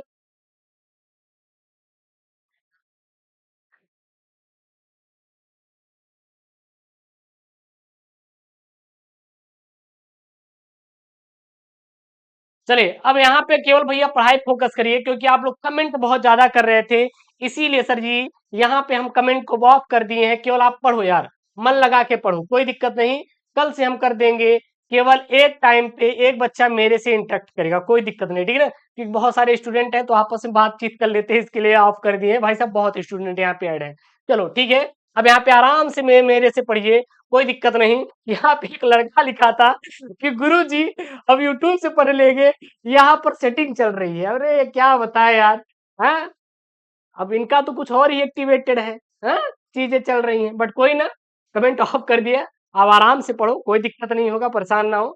अब हम ऐसा कर देंगे कि आप केवल हमसे ही इंटरेक्ट कर पाएंगे, कोई दिक्कत नहीं, ठीक है ना। तो ये महाभारत बैच आपके लिए भैया, आराम से पढ़िए हमारे साथ, कोई दिक्कत नहीं होगी। चलिए, तो इनके प्रमुख कृतियां धरती है, गुलाब और बुलबुल है, और क्या है, ताप के ताए हुए दिन है। अब यहाँ पे बात करेंगे हम नागार्जुन की। किसकी बात करेंगे भैया, नागार्जुन की।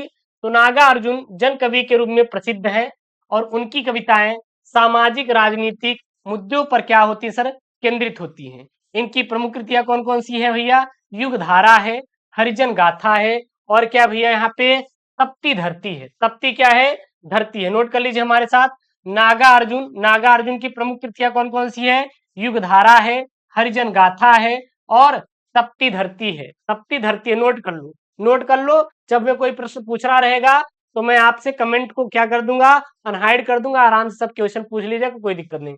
कल से मैं सेपरेटेड कर दूंगा तो सही रहेगा ना, अभी टेक्निकल टीम हमारी वर्क कर रही है इस पे, मेरे बच्चे आपस में बात करने लगते हैं इसमें। चलिए अगला यहाँ पे सर जी, मुक्तिबोध के बारे में देखते हैं। तो मुक्तिबोध हिंदी साहित्य में प्रगतिशील विचारधारा के सबसे सशक्त कवि हैं। अब पेपर में अगर बने बने कि भैया जो मुक्ति बोध है यह किस प्रकार के, तो यह एक प्रगतिशील विचारधारा के सशक्त क्या है, कवि हैं। क्या है, सशक्त कवि हैं।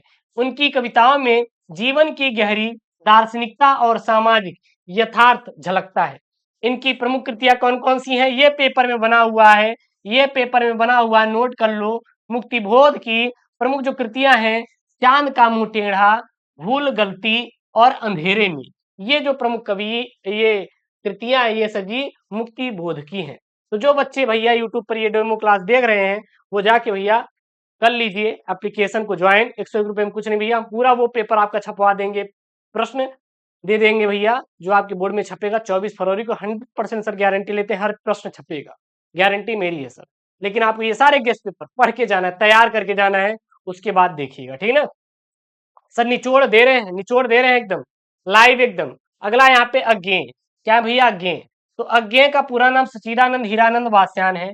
ये सबसे पहले आपके प्रश्न बनता है पेपर में, नोट कर लो। अज्ञेय जो है, जो अज्ञेय है भैया, इनका पूरा नाम क्या है, सच्चिदानंद हीरानंद वासयान बोले तो अज्ञेय है सर। हिंदी साहित्य के प्रयोगवादी और नई कविता आंदोलन के क्या है, ये प्रणेता थे। क्या थे, प्रणेता थे। हालांकि बस इतना ही इंपॉर्टेंट है, इतना ही इंपॉर्टेंट है। इनकी जो प्रमुख रचनाएं हैं, उनकी रचनाओं में गहरी संवेदनशीलता और आधुनिकतावादी दृष्टिकोण की परिचायक है। बट ये इंपॉर्टेंट है, ये इंपॉर्टेंट है, इनका पूरा नाम, और ये इंपॉर्टेंट है, ये आपके बना हुआ पेपर में जाके चेक कर लीजिए। इसीलिए मैं कह रहा हूं सर, ये महाभारत बैच है, हर एक चीज मैं करवा दूंगा जहां से आपके पेपर में छपेगा। तो अज्ञेय जी की प्रमुख कृतियां कौन कौन सी है, हरी घास पर क्षण भर, क्या है सर जी, हरी घास पर क्षण भर है। और कौन सी सर, आंगन के पार द्वार है।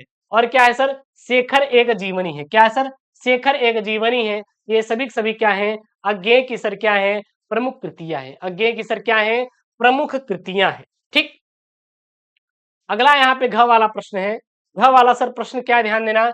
एकांतवासी योगी किसकी रचना है, तो जो वासी योगी रचना है, यह श्रीधर पाठक जी की रचना है। श्रीधर पाठक जी की रचना है। तो यहाँ पे लिखेंगे एकांतवासी योगी के रचनाकार कौन भैया, श्रीधर पाठक जी हैं। अब 3 ऑप्शन और बच रहा है, इनके बारे में डिटेल सोल्यूशन करते हैं। चलिए कर लेते हैं डिटेल सोल्यूशन। सबसे पहले यहाँ पे मैथिली शरण गुप्त, कौन है भैया, मैथिली शरण गुप्त। तो इसमें क्या लिखेंगे, मैथिली शरण गुप्त को राष्ट्रीय कवि कहा जाता है। पहले ध्यान देना भैया, जो मैथिली शरण गुप्त भैया है, ये भैया इनको क्या कहा जाता है, इनको कहा जाता है राष्ट्रीय कवि। क्या कहा जाता है, राष्ट्रीय कवि। इनकी रचनाओं में भारतीय संस्कृति, आदर्शवाद और राष्ट्रभक्ति का गहरा क्या मिलता है सर, भाव मिलता है। गहरा क्या है, भाव मिलता है। इनकी जो प्रमुख रचनाएं हैं कौन कौन सी है, ये इंपॉर्टेंट है, जाके आप क्वेश्चन बैंक खोल लो, वो आया हुआ है यार, इसीलिए कह रहे हैं सर, हर एक चीज मैं करवा दूंगा जो पेपर में छपेगा 24 फरवरी के दिन, गारंटी। एसडीओम लेता है, चैलेंज करता है, ठीक है ना। तो मैथिली शरण गुप्त की अन्य प्रमुख रचनाएं साकेत, पंचवटी, भारत भारती, ये तीनों पेपर में आया हुआ है। खोल के मिला लीजिए, खोल के मिला लीजिए, ठीक है।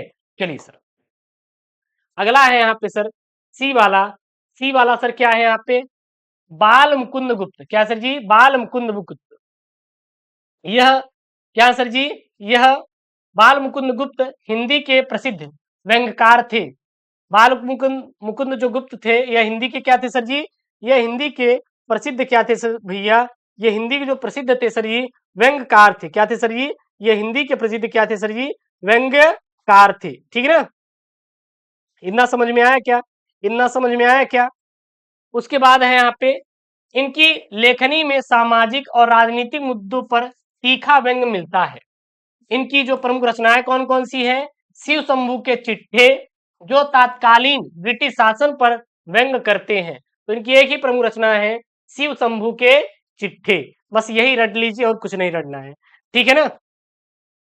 थोड़ा पानी पी ले यार, बहुत प्यास लगी है। और कैसे हैं आप सब? चलिए कमेंट बॉक्स हम यहाँ पे ओपन कर दिए हैं। एक बार कमेंट बॉक्स ओपन है, कमेंट कर दीजिए कैसे हैं आप सब। दीदी मिलते रहेंगे, टेंशन ना लो, एकदम बढ़िया ना, चौचक पढ़ाई करेंगे नहीं आप लोग?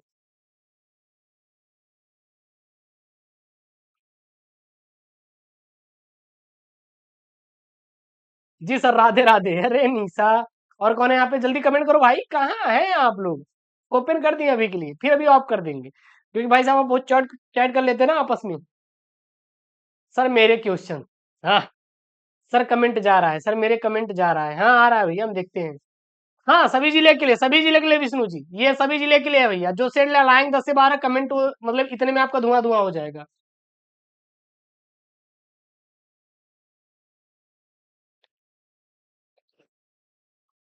आप बहुत अच्छा पढ़ाते हैं, थैंक यू सो मच यार।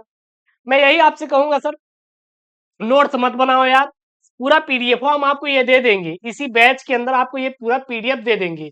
एक बार समझ लीजिए, उसके बाद हम पढ़ा दे रहे हैं, याद कर लो, पढ़ लो, याद हो जाएगा, आप प्रिंट आउट करा के पढ़ लेना, कोई दिक्कत नहीं है, कोई दिक्कत नहीं है। ठीक है ना? चलिए, इतना समझ में आ गया था। उसके बाद यहाँ पे एक ऑप्शन था, क्या था भैया? भारतेंदु हरिश्चंद्र, इनके बारे में देख लेते हैं। भारतेंदु हरिश्चंद्र को आधुनिक हिंदी साहित्य का क्या कहा जाता है? जनक कहा जाता है। इनकी रचनाओं में सामाजिक, धार्मिक और साहित्यिक जागरण के क्या मिलते हैं? स्वर मिलते हैं। इनकी जो प्रमुख रचनाएं हैं, वैदिक हिंदू, भारत दुर्दशा और प्रेम क्या है भैया? जोगनी है, प्रेम जोगनी है। ठीक है ना? अगला यहाँ पे आपका प्रश्न क्या है? हिंदी काव्य के किस कालखंड को स्थूल के प्रति सूक्ष्म का विद्रोह कहा गया है? भैया छायावाद को कहा गया है, छायावाद को कहा गया है, छायावाद को कहा गया है। अब इसमें 3 ऑप्शन और हैं, प्रगतिवाद, प्रयोगवाद और नई कविता। ये तीनों ऑप्शन को डिटेल में यहाँ पढ़ेंगे, डिटेल में यहाँ पढ़ेंगे। जो रेड वाला है वही इसका आंसर है। ठीक है ना? देखना, प्रगतिवाद। तो प्रगतिवाद हिंदी साहित्य का एक महत्वपूर्ण आंदोलन था जो सामाजिक सुधार, वैज्ञानिक दृष्टिकोण और यथार्थवाद पर क्या था? केंद्रित था। क्योंकि प्रगतिवाद आता है कभी कभी पेपर में, लेकिन सब प्रगतिवाद का मतलब मुझे नहीं पता, तो इसीलिए मैं बता रहा हूं, याद रहे। प्रगतिवाद हिंदी साहित्य का एक महत्वपूर्ण आंदोलन था जो सामाजिक सुधार, वैज्ञानिक दृष्टिकोण और यथार्थवाद पर क्या था? केंद्रित था।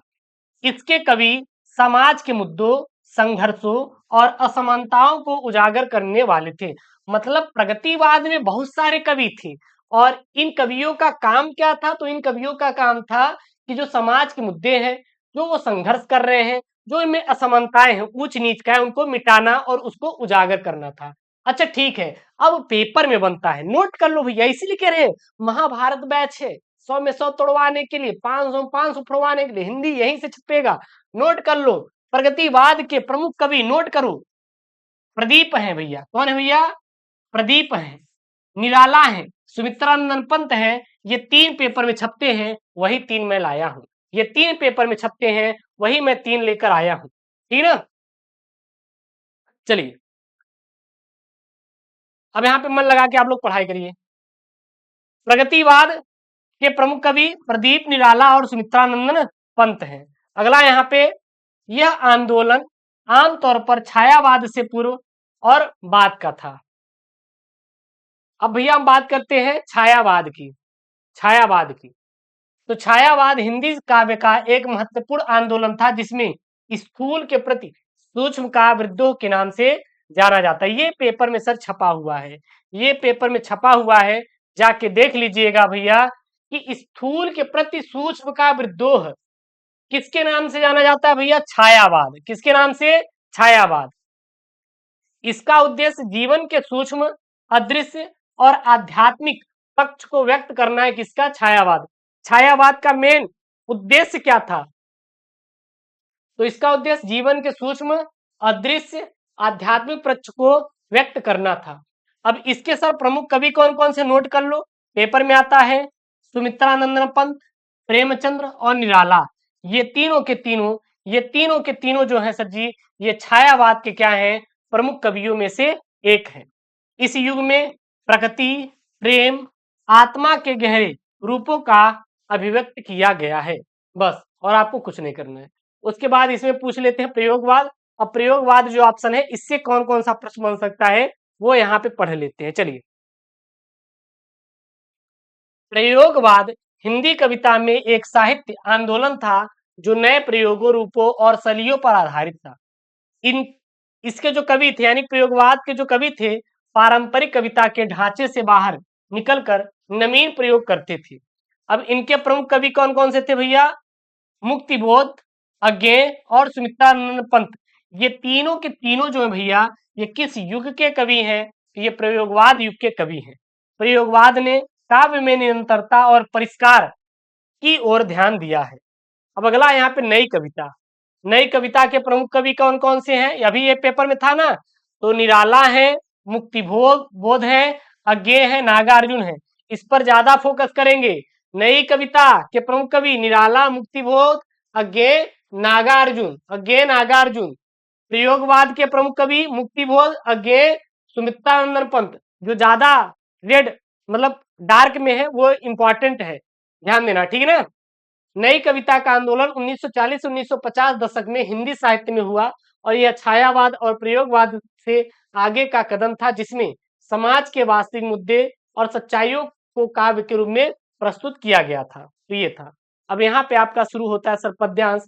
ये जो पद्यांश सर 10 नंबर का है, हम 10 से 12 पेपर में उतने पद्यांश कर लेंगे जितने हमारे बोर्ड में आएंगे, इससे बाहर नहीं आएगा, आप परेशान मत होइएगा। हम कुछ यहाँ पे ट्रिक और अप्रोच बताएंगे, आप अब करते चले जाएंगे तड़ातड़, ठीक ना, भनाभन। चलिए, यहाँ पे है साहित्य, कला, नृत्य, गीत, अमोद प्रमोद अनेक रूपों में राष्ट्रीय जन अपने अपने मानसिक भाव को प्रकट करते हैं।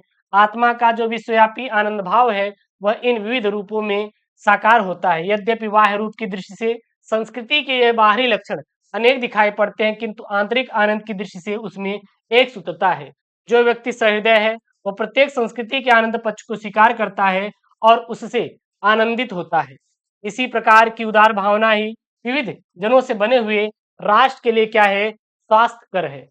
तो सबसे पहले हम लोग सर एक ट्रिक देखेंगे कि कैसे पहचानेंगे सर ये गद्यांश लिया कहाँ से गया है। तो इसलिए कह रहे सर ये महाभारत बैच है, मैं वो ट्रिक भी आपको बताऊंगा जिसके द्वारा सर आप बिना दिमाग लगाए सॉल्व कर सकते हैं, बिना दिमाग लगाए सॉल्व कर सकते हैं, ठीक ना। चलिए, बहुत बढ़िया। चलिए सर, यहाँ पे है, यदि गद्यांश में निम्नलिखित शब्द दिखाई पड़े तो यह गद्यांश चैप्टर राष्ट्र का स्वरूप, यानी जिसके लेखक कौन है? डॉक्टर वासुदेव सर्गवाल जी है, से लिया गया है। अच्छा, कैसे पहचानेंगे कि राष्ट्र के स्वरूप के लेखक वासुदेव सर्गवाल है? तो याद करने के लिए रा मतलब राष्ट्र का स्वरूप, वा मतलब वासुदेव सर्गवाल। अब ये शब्द अगर आपको उपयुक्त गद्यांश में दिखाई दे रहा है तो ये जो गद्यांश है राष्ट्र के स्वरूप से लिया गया है। जैसे यहाँ पे राष्ट्र, धरती, भूमि, वसुंधरा, माता भूमि, मातृभूमि, घटती माता, पृथ्वी, जन, संस्कृति, राष्ट्रीय जन और राष्ट्र, संवर्धन, राष्ट्रीयता, साहित्य, कला, नृत्य, गीत इत्यादि जब आपको शब्द दिखाई दे तो ये कहाँ से लिया गया है? राष्ट्र के स्वरूप से लिया गया है। अब ढूंढिए ये शब्द। तो यहाँ पे आपको सबसे पहले दिखाई दे रहा है साहित्य, कला, नृत्य, गीत, अमोद प्रमोद, राष्ट्रीय शब्द यहाँ पे जुड़ा हुआ है। और क्या शब्द दिखाई दे रहा है भैया? यहाँ पे संस्कृति दिखाई दे रहा है और यहाँ पे राष्ट्र शब्द आया हुआ है। तो ये कहाँ से लिया गया है? राष्ट्र के स्वरूप से लिया गया है, जिसके लेखक कौन है? वासुदेव सर्गवाल जी हैं। तो अब कर लेंगे यार, इसमें बहुत ज्यादा नहीं सोचना है, ना इसमें टेंशन लेना है। जो मैं करवा रहा हूँ बस ये सॉल्व कर लेना, इतने में पेपर में हो जाएगा, अलग से मत पढ़ना। उपयुक्त गद्यांश का संदर्भ, तो पाठ का शीर्षक राष्ट्र का स्वरूप, पाठ के लेखक वासुदेव सर्गवाल, काम खत्म। राष्ट्रीय जन अपने अपने मानसिक भाव को किन किन रूपों में प्रकट करते हैं? सॉल्व करने का तरीका एक बार देख लो, उसके बाद आप अपने से कर लोगे। तो राष्ट्रीय जन अपने अपने मानसिक भाव को किन किन रूपों में प्रकट करते हैं? तो साहित्य, कला, नृत्य, गीत, अमोद प्रमोद अनेक रूपों में राष्ट्रीय जन अपने अपने मानसिक भाव को प्रकट करती हैं, कुछ अलग से नहीं, सब कुछ इसी में है, सब कुछ इसी में है। तो अब करें? अब तो कर लेंगे ना आप लोग? अब तो कर लेंगे ना भैया? अब कर लेंगे गुरुजी, कोई दिक्कत नहीं है, अब कर लेंगे, कोई दिक्कत नहीं। चलिए, अब यहाँ पे आप कर लेंगे। वही है यहाँ पे, राष्ट्रीय जन अपने अपने मानसिक भाव को साहित्य, कला, नृत्य, गीत और अमोद प्रमोद के रूप में प्रकट करते हैं। रेखांकित अंश की व्याख्या कीजिए। कुछ नहीं करना, मैं बता दे रहा हूँ। जिसके नीचे लाइन है, बात का बतंगड़ बना देना, 2 नंबर मिल जाएगा। सेम टू सेम लिख देना, 1 नंबर मिल जाएगा। दिमाग खर्च नहीं करना है, दिमाग खर्च नहीं करना है। थोड़ा इसको बढ़ा चढ़ा के लिख देना, एक आध दोनों तो ढूंढ ढाड़ के आगे पीछे जोड़ देना, वही लिख देना। आपका 2 नंबर फिक्स है, 2 नंबर फिक्स है। ठीक, कुछ अलग से करने की जरूरत नहीं है। अगला यहाँ पे प्रश्न है, आंतरिक आनंद की दृष्टि से किसमें एक सूत्रता है? तो आंतरिक आनंद की दृष्टि से साहित्य, कला, नृत्य, गीत और अमोद प्रमोद के विभिन्न रूपों में एक सूत्रता है। इन सभी रूपों में आनंद का तत्व समान होता है जो उन्हें जोड़ता है। कौन सी भावना राष्ट्र के लिए स्वास्थ्यकर है? कौन सी भावना राष्ट्र के लिए स्वास्थ्यकर है? अब ये फिर से देख लो, मैं बता दे रहा हूँ। अब देखना यहाँ पे, कौन सी भावना राष्ट्र के लिए स्वास्थ्यकर है? जहां भावना शब्द दिखाई दे वही इसका क्या हो जाएगा सर जी? आंसर हो जाएगा। ठीक ना? देखिए यहाँ पे स्वास्थ्यकर है, यानी कि उदार भावनाएं विविध जनों से बने हुए राष्ट्रीय जन के लिए क्या है? स्वास्थ्यकर है। बस इसी को छाप दो ले जाके, इसी को क्या करिए आप छाप दीजिए, और अलग से कुछ नहीं करना है। यानी कि यहाँ पे लिखना है, जो व्यक्ति सहृदय है और प्रत्येक संस्कृति के आनंद पक्ष को स्वीकार करता है, वही उदार भावना राष्ट्र के लिए क्या है? स्वास्थ्यकर है। काम खत्म। अथवा में वो नहीं आ रहा तो एक अलग से आपके पेपर में आएगा, आप इसे तैयार कर, मतलब कि वो नहीं कर पा रहे तो ये तैयार करिएगा। लेकिन हालांकि आपको दोनों तैयार करना है। जो मैं 10 से 12 सेट करवाने वाला हूं, उतने में आपका कवर हो जाएगा गद्यांश पद्यांश, अलग से कुछ मत पड़ेगा, इतने में आपका पेपर में फंस जाएगा। एक और आता है तो इसको कर लेते हैं। इसमें क्या है? पुष्पित अशोक को देखकर मेरा मन उदास हो जाता है, इसीलिए नहीं कि सुंदर वस्तुओं को हत भाग्य समझने में मुझे कोई विशेष रस मिलता है। कुछ लोगों को मिलता है, वे बहुत दूरदर्शी होते हैं। जो भी सामने पड़ गया था उसके जीवन के अंतिम मुहूर्त तक का हिसाब वे लगा लेते हैं। मेरी दृष्टि उतनी दूर की नहीं जाती, फिर भी मेरा मन इस फूल को देखकर उदास हो जाता है। असली कारण तो मेरे अंतर्यामी ही जानते होंगे। कुछ थोड़ा सा मैं भी अनुमान कर सकता हूँ, मैं भी अनुमान कर सकता हूँ। सबसे पहले ट्रिक याद करिए, हमारे साथ ट्रिक याद करिए। दिमाग ज्यादा नहीं लगाना है, हर चीजों को कोशिश करना है सर ट्रिक से याद करने की। ट्रिक क्या है सर जी? ध्यान देना, अगर यहाँ पे अशोक शब्द आया हुआ है तो सीधा बता दीजिए सर यह अशोक के फूल से लिया गया है, जिसके लेखक कौन है भैया? हजारी प्रसाद द्विवेदी हैं। सीधा लिखेंगे, पाठ का शीर्षक अशोक का फूल है और पाठ के लेखक आचार्य हजारी प्रसाद कौन है भैया? द्विवेदी हैं। फिर रेखांकित अंश की व्याख्या यहाँ पे है, हम आपको बता दी है, कुछ नहीं करना। बात का बतंगड़ बनाना, इसलिए इसमें दिमाग नहीं इन्वेस्ट करना है। नीचे क्या दिखाई दे रहा है यहाँ पे? इसीलिए नहीं कि सुंदर वस्तुओं को हतभाग्य समझने में मुझे मुझे कोई रस, विशेष रस मिलता है। जो मन में आए लिख देना, कुछ भी लिखोगे बना चना के 2 नंबर, सेम टू सेम छापोगे 1 नंबर, फिक्स है। तो इसलिए इसमें फर्जी का दिमाग नहीं लगाना है, ना दिमाग का सरदर्द करना है। पढ़ना है तो मैं इसका पीडीएफ दे दूंगा, आप पढ़ लीजिएगा इसको। तो जिसमें दिमाग नहीं लगाना उसको सर ऐसे ही कर लेंगे, उसमें कोई दिक्कत नहीं है। अगला है यहाँ पे, बाकी ढूंढ के करने वाला मैं बता दिया हूं ना तरीका कैसे करेंगे, प्रैक्टिस कर लीजिएगा। गद्यांश के लेखक ने स्वयं के बारे में क्या कहा है? तो लेखक ने कहा है कि वह दूरदर्शी नहीं है और जो भी उसके सामने होता है उसे अंतिम परिणाम तक देखने की कोशिश नहीं करता। उसकी सोच वर्तमान समय तक सीमित रहती है। वह अपनी भावनाओं और उदासी का सही कारण पूरी तरह नहीं समझ पाता और इसे अंतर्यामी पर क्या करता है सर? छोड़ देता है। उसके बाद अगला यहाँ पे प्रश्न है, क्या है भैया? प्रस्तुत गद्यांश का उद्देश्य स्पष्ट कीजिए। इसमें क्या लिखेंगे? गद्यांश का उद्देश्य मानव मन की संवेदना और सुंदरता के प्रति उसके संबंध को व्यक्त करना है। इसमें यह दिखाया गया है कि कैसे एक साधारण दृश्य जैसे पुष्पित अशोक लेखक के मन में उदासी या गहराई से जुड़े भावात्मक विचार क्या होते हैं? उत्पन्न कर सकता है। अगला प्रश्न है यहाँ पे, अंतर्यामी, क्या यहाँ पे?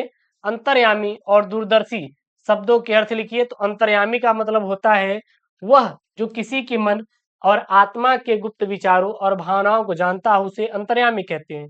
जैसे भगवान या सर्वज्ञ बोलते हैं। दूरदर्शी मतलब क्या होता है? वह जो भविष्य की संभावनाओं को भली भांति समझने और विचार करने में क्या होता है सर? सक्षम होता है। ठीक है ना? उसके बाद आपके पेपर में आएगा सर ये 10 नंबर का सर पद्यांश। गद्यांश 2 कर लिए, अभी ये पद्यांश 2 करेंगे। परेशान मत होइएगा, यही सब छपेगा पेपर में। 10 से 12 पढ़ाएंगे महाभारत बैच में, खत्म पूरी हिंदी, धुआं-धुआं हो जाएगा। अलग से कुछ पढ़ने की जरूरत बिल्कुल भी नहीं पड़ेगी, परेशान मत होइएगा। यहाँ पे क्या है, दिए गए पद्यांश पर आधारित इनके प्रश्नों का उत्तर दीजिए। 10 नंबर का पद्यांश है, ये पीडीएफ भी आपको महाभारत बैच में मिल जाएगा, अलग से कुछ करना नहीं है। क्या यहाँ पे?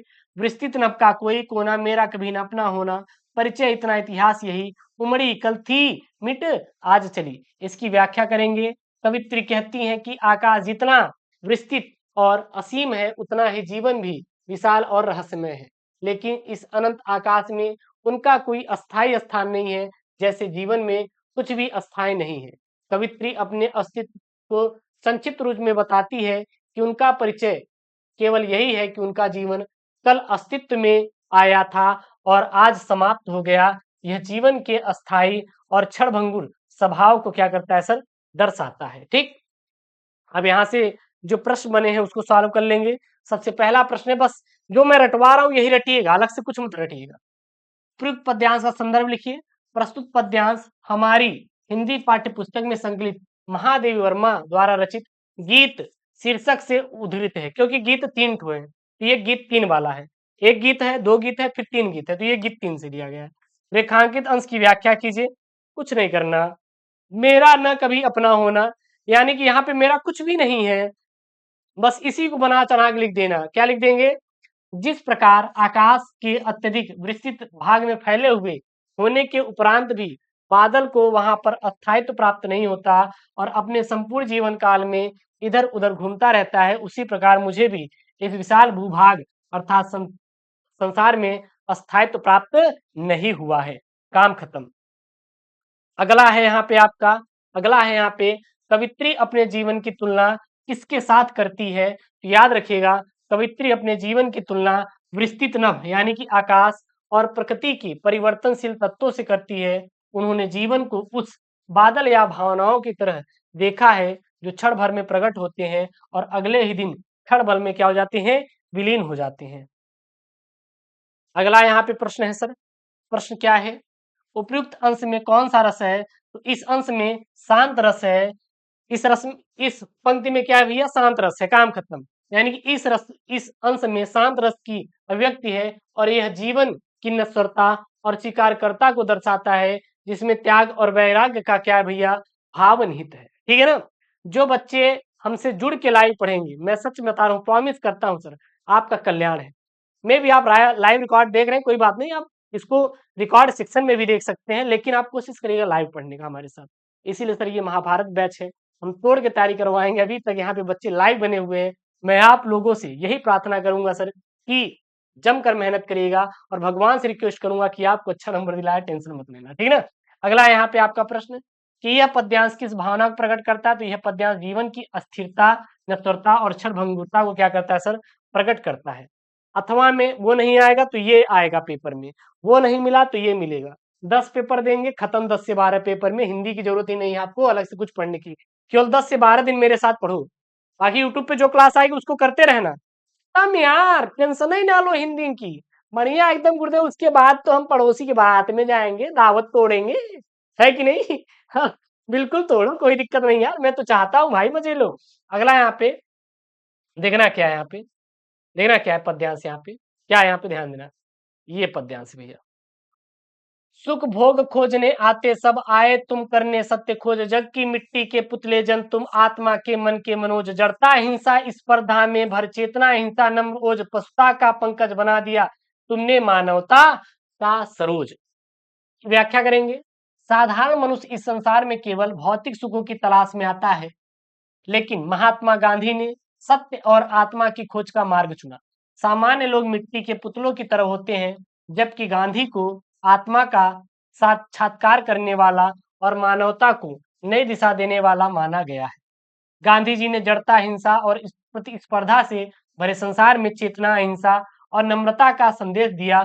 उन्होंने पशुत्व और पतनशीलता में भी पवित्रता पवित्रता का संचार कर मानवता को विकसित किया। जैसे कीचड़ में खिलता हुआ कमल मानवता का सरोज बन जाता है। ठीक है ना। सबसे पहले यहाँ पे संदर्भ लिखना है, तो क्या लिखेंगे?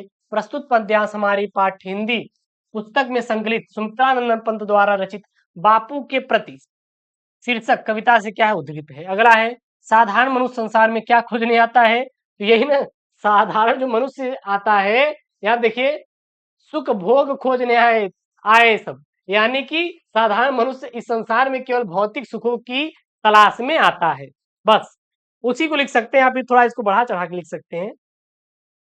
साधारण मनुष्य संसार में सुख और भोग की खोज करता है, वह अपनी भौतिक इच्छाओं और आवश्यकताओं को पूरा करने के लिए प्रसारित रहता है, जबकि बापू सत्य और आत्मा की खोज के लिए कार्य करते थे। अगला यहाँ पे रेखांकित अंश की व्याख्या। मैंने आपसे बोला है रेखांकित अंश में ज्यादा कुछ नहीं करना पड़ता। सर क्या करना होता है? नीचे जो लाइन दिया गया है इसी को आपको बढ़ा चढ़ा के लिख देना है, और आपको कुछ भी करने की जरूरत बिल्कुल भी नहीं रहेगी, और आपको कुछ भी करने की बिल्कुल जरूरत नहीं रहेगी। यहाँ पे लिख देंगे, क्या लिख देंगे? सामान्य लोग मिट्टी के पुतलों की तरह होते हैं, जबकि गांधी जी को आत्मा का साक्षात्कार करने वाला और मानवता को नई दिशा देने वाला माना गया है। अगला है, पशुता का पंकज से कवि का क्या तात्पर्य है? इसका मतलब क्या है? तो पशुता का पंकज का तात्पर्य है कि गांधी जी ने मानवता की पशुता और पतनशीलता के कीचड़ में कमल की तरह खिलने वाली उच्च और पवित्र चेतना का निर्माण किया। उन्होंने अज्ञानता, हिंसा और स्वार्थ से ग्रस्त मानवता को नैतिक और आध्यात्मिक उन्नति की ओर क्या किया है सर? प्रेरित किया है। अगला है यहाँ पे सर आपका प्रश्न कि स्पर्धा और नम्र ओज शब्दों का अर्थ लिखिए। तो ध्यान देना, स्पर्धा मतलब क्या होता है? स्पर्धा मतलब प्रतिस्पर्धा होती है, अर्थात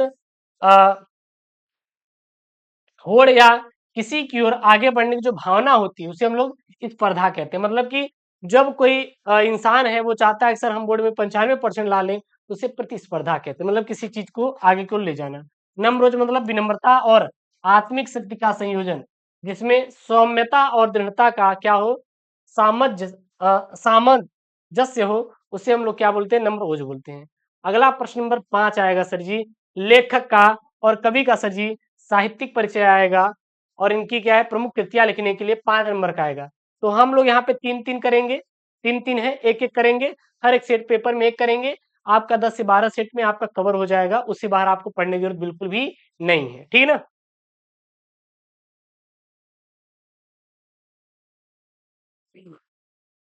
चलिए सर, आप लोग भी पानी पीते रहिएगा, कोई दिक्कत नहीं है। ठीक है, जी जी जी। चलिए, यहाँ पे सर 3 है। अभी लास्ट में कमेंट ओपन करेंगे, टेंशन ना लो। जो बच्चे पढ़ रहे हैं एकदम मन लगा के इसे पढ़ते रहिएगा, कोई दिक्कत नहीं होनी चाहिए। आप लोग से प्रॉमिस कर रहे हैं, सब हर एक प्रश्न यहाँ से फंसा देंगे, टेंशन ना लो। प्रश्न नंबर 5 है, निम्नलिखित में से किसी एक लेखक का साहित्यिक परिचय देते हुए उनकी प्रमुख रचनाओं का उल्लेख कीजिए। अधिकतम शब्द 80 शब्दों में लिखना है। 3 है यहाँ पे, वासुदेव अग्रवाल, डॉक्टर एपीजे अब्दुल कलाम, हरिशंकर परसाई। तो यहाँ पे सर मैं जी करने वाला हूँ किसका सर जी? डॉक्टर वासुदेव अग्रवाल का। ये लीजिए भैया, आपको आपका फिगर भी है साथ में, चित्र भी है, याद रहे भैया, यही चाचा है कि पेपर में आएंगे। हेडिंग डालिए, वासुदेव अग्रवाल का साहित्यिक परिचय, उनकी प्रमुख कृतियां। तो पूरा तत्व और भारतीय संस्कृति के अमर व्याख्याता वासुदेव अग्रवाल का जन्म 7 अगस्त 1904 ईस्वी में लखनऊ के प्रतिष्ठित वैश्य परिवार में हुआ था। इनका बाल्यकाल लखनऊ में ही व्यतीत हुआ था, और बचपन से इनकी बुद्धि की प्रखरता अध्ययन के क्षेत्र में सहायक सिद्ध हुई। इसीलिए इन्होंने अल्प आयु में ही काशी विश्वविद्यालय से बीए और लखनऊ विश्वविद्यालय से एमए, पीएचडी और डी लिट की उपाधि प्राप्त कर ली। और डॉक्टर वासुदेव अग्रवाल ने कविता लेखन से अपना साहित्यिक जीवन प्रारंभ करके करके अपनी रचनाओं में योग्यता, अनुभव और बुद्धि की असाधारण प्रतिभा द्वारा भारतीय संस्कृति और राष्ट्रीयता के अमिट चित्रों को चित्रित करते हुए अनुसंधान की तीव्र प्रवृत्ति का भी स्पष्टतया समावेश कर दिया। ये लखनऊ तथा मथुरा के पुरातत्व संग्रहालय में निरीक्षक, केंद्रीय पुरातत्व विभाग के संचालक और राष्ट्रीय संग्रहालय दिल्ली के अध्यक्ष रहे।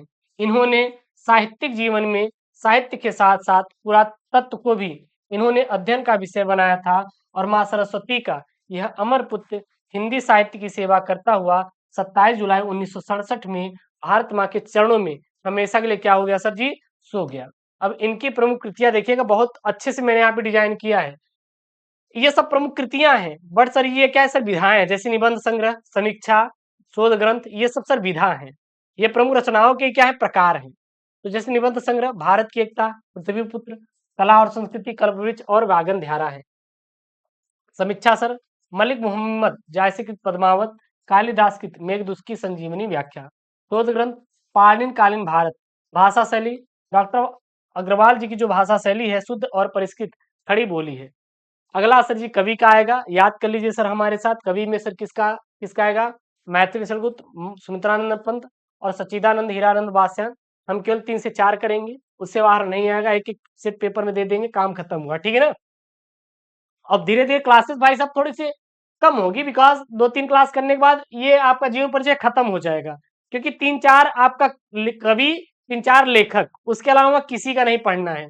जो जो आएगा वही पढ़ाएंगे, उसके अलावा किसी का नहीं रटना है, दिमाग में नोट कर लो, ठीक। तो यहाँ पे कौन भैया, मैथिली शरण गुप्त है। कौन भैया, मैथिली शरण गुप्त का साहित्यिक परिचय और उनकी प्रमुख कृतियां। तो मैथिली शरण गुप्त का जन्म चीरगांव झांसी में 3 अगस्त 1886 में हुआ था। आचार्य महावीर प्रसाद द्विवेदी के सानिध्य में इनकी काव्य प्रतिभा मुखरित हुई तथा कविता में देशभक्ति व राष्ट्र प्रेम का पुट होने के कारण हिंदी साहित्य संसार ने राष्ट्र कवि का इनको सम्मान दिया। ये भैया है, ये भैया है मैथिली शरण गुप्त। राष्ट्रपति द्वारा संसद के सदस्य मनोनीत किए गए तथा जीवन पर्यंत साहित्य और साधना किया इन्होंने। और 12 दिसंबर 1964 में इस राष्ट्र कवि का क्या हुआ भैया, देहावसान, यानी कि इनकी मृत्यु हो गई, ठीक। मैथिली शरण गुप्त एक युग पुरुष के रूप में हिंदी में अवतरित हुए और इन्होंने हिंदी को अपनी प्रतिभा के स्पर्श से जो संजीवनी शक्ति प्रदान की, वह राष्ट्र की गुप्त चेतना को जगाकर उसे वाणी दी। उसी के फलस्वरूप ये जनमन के सर्वाधिक प्रिय कवि बन गए और उन्हें भारतीय जनता ने सच्चे हृदय से राष्ट्रीय कवि की महनीय उपाधि से विभूषित किया।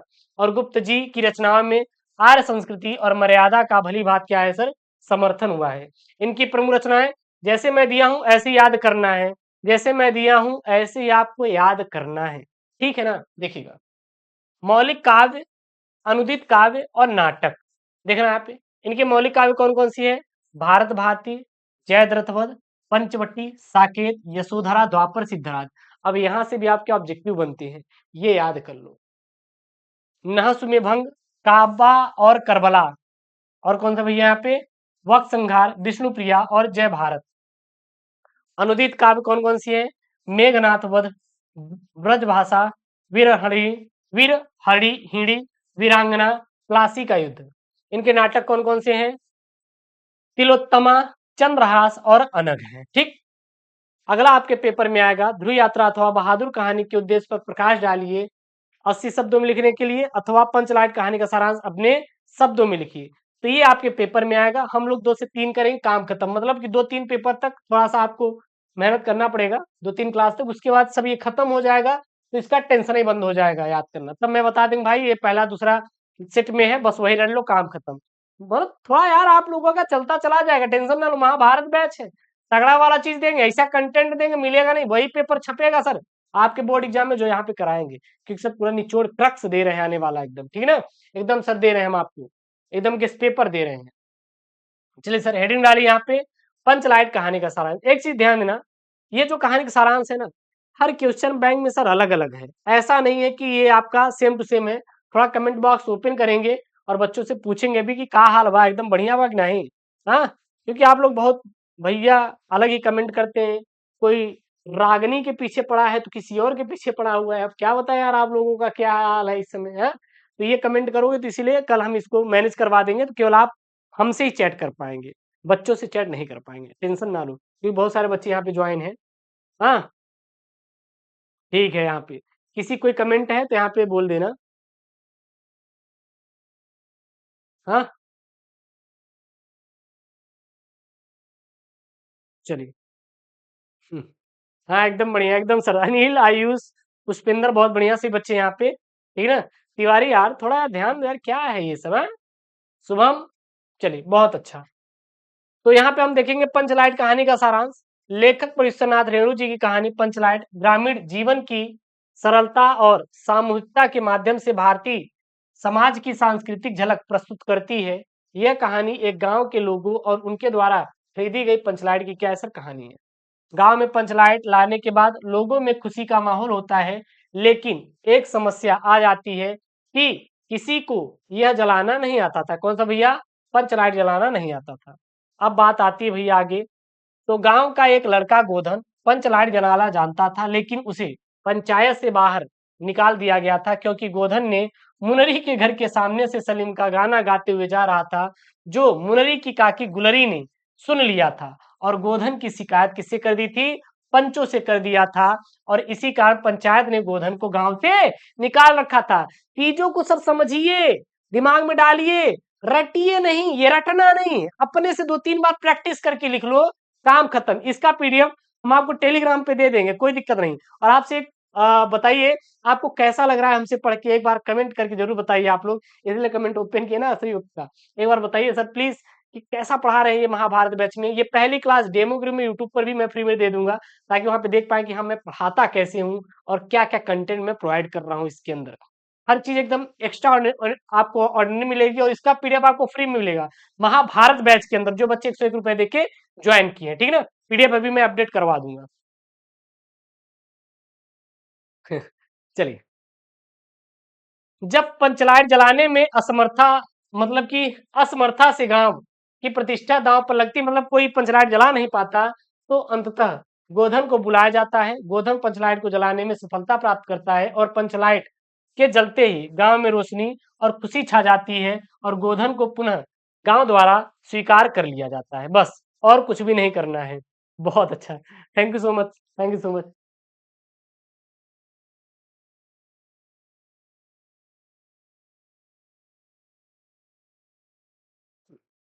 ठीक है, बिल्कुल बिल्कुल। थैंक यू सो मच अभिषेक, बिल्कुल। बहुत बढ़िया नवदीप, अभिषेक, चांदनी, बहुत सारे बच्चे हैं, बहुत अच्छा है यहाँ पे। जितने बच्चे हैं बहुत अच्छा लग रहा है, ठीक है ना, आप सभी से मिलके। Thank you so much Anjali ji, Hrithik ji. Tiwari यार क्या है, अभी हम ब्लॉक कर देंगे आपको, ध्यान देना फिर। हम चाह नहीं रहे हैं, क्योंकि हम बहुत आप लोगों से प्यार करते हैं, कसम से दिल से मानते हैं आप लोगों को, क्योंकि आप बहुत प्यारे हैं। मैं नहीं चाहता, इसीलिए आप भाई थोड़ा सा देखो, ठीक है ना। बिल्कुल।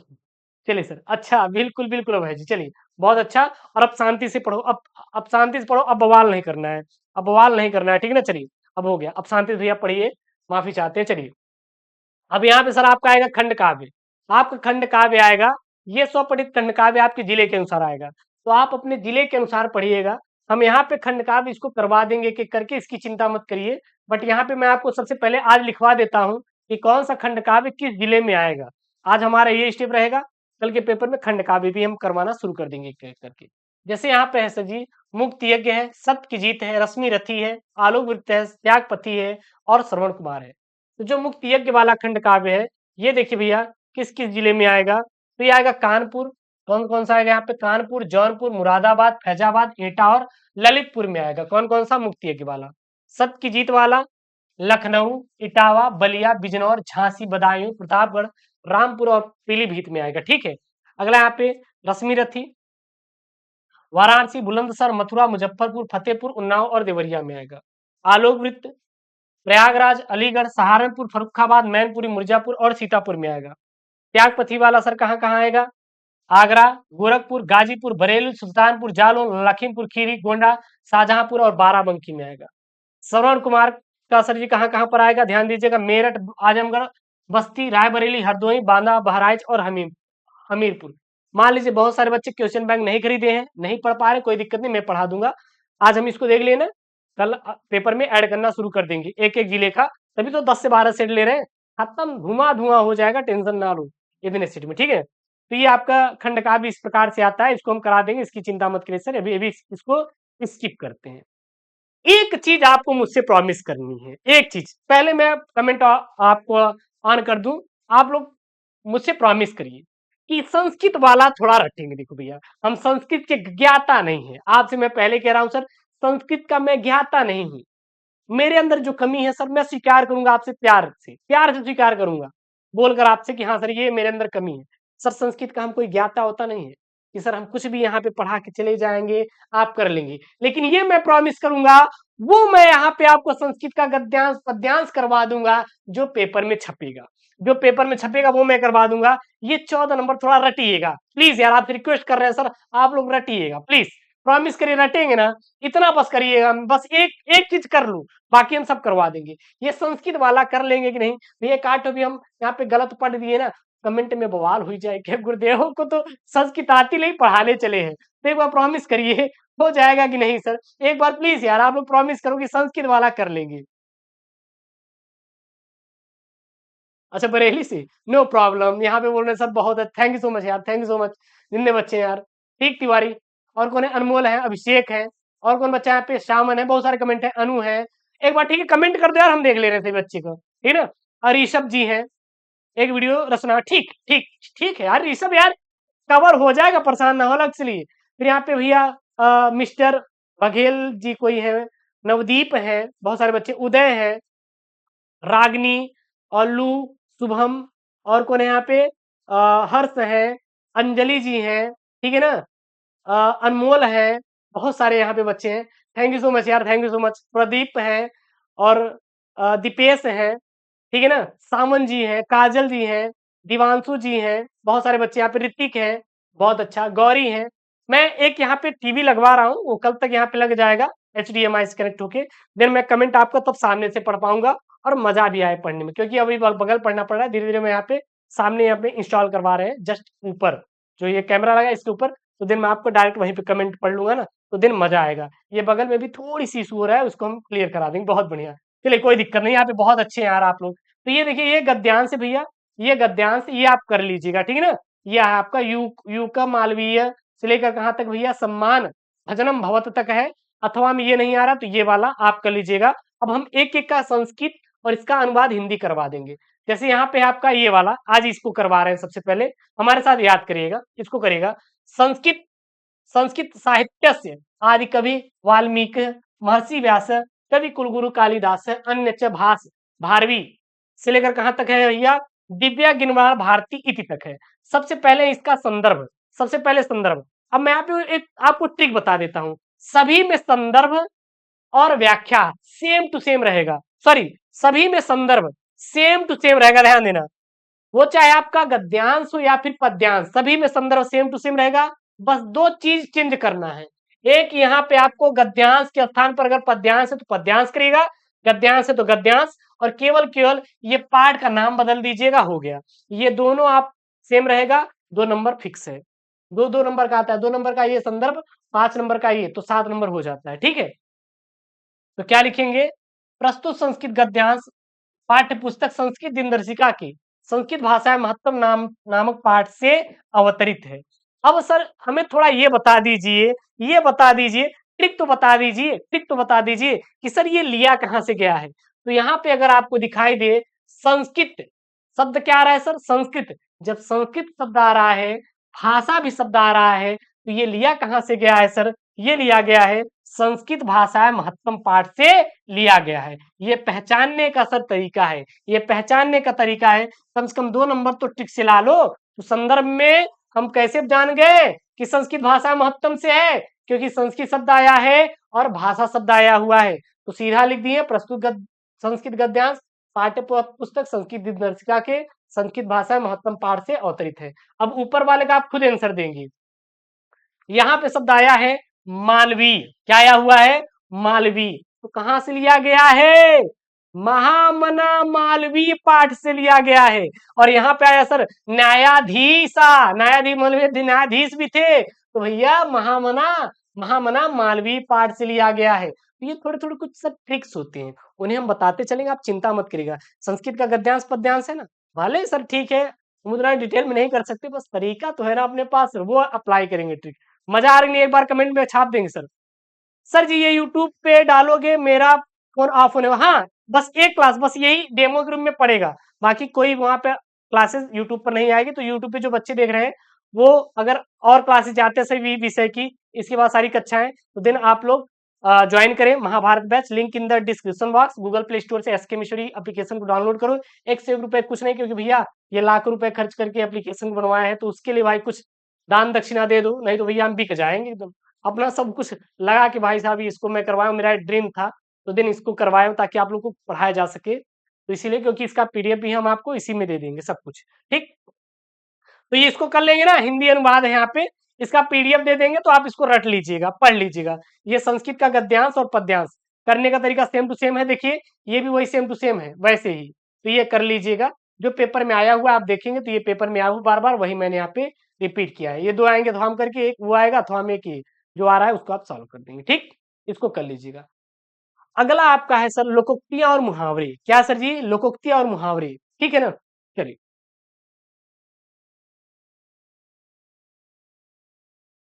अब यहाँ पे शांति से आप लोग पढ़िए सर। यहाँ पे आप लोग लोकोक्तियां और मुहावरे आएगा, किसी एक का अर्थ लिखकर वाक्य प्रयोग करो। आप परेशान मत होइएगा, उतने लोकोक्तियां मुहावरे आपके पेपर में करवा देंगे जितना आपके प्रश्न फंसेंगे। एक्स्ट्रा मत पढ़िएगा, इतने में आपका काम हो जाएगा। जरूरत ही नहीं है आपको अलग से पढ़ने की, ठीक है ना। आपका 10 से 12 में लोकोक्तियां और मुहावरे हो जाएगा। कोई ना कोई एक ही करना रहता है, आता है यार 4 ठो, एक ही करना रहता है, कर लोगे, परेशान मत होइए। अन्न, अन्न जल पूरा हो जाना, अपना ही राग अल्पना, अलापना, दाल में काला होना, सूरज को दीपक दिखाना। 4 है, कोई एक हल करना है, इसको तो तुरंत हल कर दोगे ना। दाल में काला होना, कुछ ना कुछ गड़बड़ होना। ओ तिवारी जी, शाम को ये रात को 10 बजे यहाँ पे क्या कर रहे हो? कुछ ना कुछ दाल में काला है। भाई तिवारी कोई दिक्कत मत करना भाई, हाँ, मजे में बोल रहे हैं भाई, इसी, ठीक ना। तो इसको कर लेना। चलिए एक एक करके देखते हैं। सबसे पहला यहाँ पे अन्न जल पूरा हो जाना अर्थात मृत्यु हो जाना। वाक्य प्रयोग, सुरेश के पिताजी की आयु अधिक हो गई जिससे उनकी मृत्यु हो गई। अब उनका अन्न जन जल क्या हो गया? पूरा हो गया। अपना ही राग अलापना अर्थात किसी की न सुनना, किसी की न सुनना। वाक्य प्रयोग क्या लिखेंगे यहाँ पे? क्लास में टीचर के न आने पर मॉनिटर ने बच्चों को चुप रहने के लिए कहा, तो सभी अपना अपना राग अलापने लगे। अगला है दाल में काला होना, अर्थ किसी बात का पर संदेह होना। वाक्य प्रयोग, जिस तरह से सेठ को पुलिस ने अकेले बुलाया तो लगता है कि दाल में कुछ क्या था? काला था। अगला है सूरज को दीपक जलाना अर्थात प्रसिद्ध व्यक्ति का परिचय देना। अब आप परिचय दोगे एपीजे अब्दुल कलाम का, तो वही है ना, सूरज को दीपक जलाने का काम कर रहे हो। भैया उनको कौन नहीं जानता, तो अर्थात तुम सूरज को दीपक जलाने का काम कर रहे हो, क्योंकि यह सब हमें पहले से ही पता है। अगला आपके पेपर में अपठित गद्यांश आएगा, बहुत सिंपल करेंगे आंसर। देखिए कोई दिक्कत नहीं, बहुत ज्यादा परेशान मत होइएगा। देखिए कैसी, ये 5 नंबर फिक्स आपका हो जाएगा फ्री में। जिस प्रकार सुखी होने का प्रत्येक प्राणी का अधिकार है, उसी प्रकार मुक्तांत होने का भी पर कार्य क्षेत्र के चक्रव्यूह में पड़कर जिस प्रकार सुखी होना प्रयत्न साध्य होता है, उसी प्रकार निर्भर होना भी। निर्भरता, निर्भयता के संपादन के लिए 2 बातें अपेक्षित है। पहली तो यह कि दूसरों को हमसे किसी प्रकार का भय और कष्ट न हो, और दूसरी यह कि हमको हमको कष्ट या भय पहुंचाने का साहस ना कर सके। इनमें से एक का संबंध उत्कृष्टशील से है और दूसरे का शक्ति और पुरुषार्थ से। इस संसार में किसी को न डराने से और न डरने की क्या होती सर? संभावना दूर नहीं हो सकती। साधु से साधु, प्रकृति वाले को क्रूर, लोभियों और दुजनों से कलेश पहुंचता है। अतः अतः उनके प्रयत्नों को विफल करने या भय संचार द्वारा रोकने की आवश्यकता से ही हम बच नहीं सकते। सबसे पहला प्रश्न है, सुखी होने के साथ और क्या होना प्रयत्नशील प्रयत्नशील प्रयत्न साध्य होता है। यहाँ पे क्या है? पहला है सुखी होने के साथ और क्या होना प्रयत्न साध्य होता है। तो उपयुक्त गद्यांश के अनुसार सुखी होने के साथ निर्भय होना क्या होता है? प्रयत्नशील साध्य होता है। क्या होता है? प्रयत्नशील साध्य होता है। देखिए यहाँ पे जिस प्रकार सुखी होना प्रयत्न साध्य होता है, उसी प्रकार निर्भय होना भी साध्य होता है।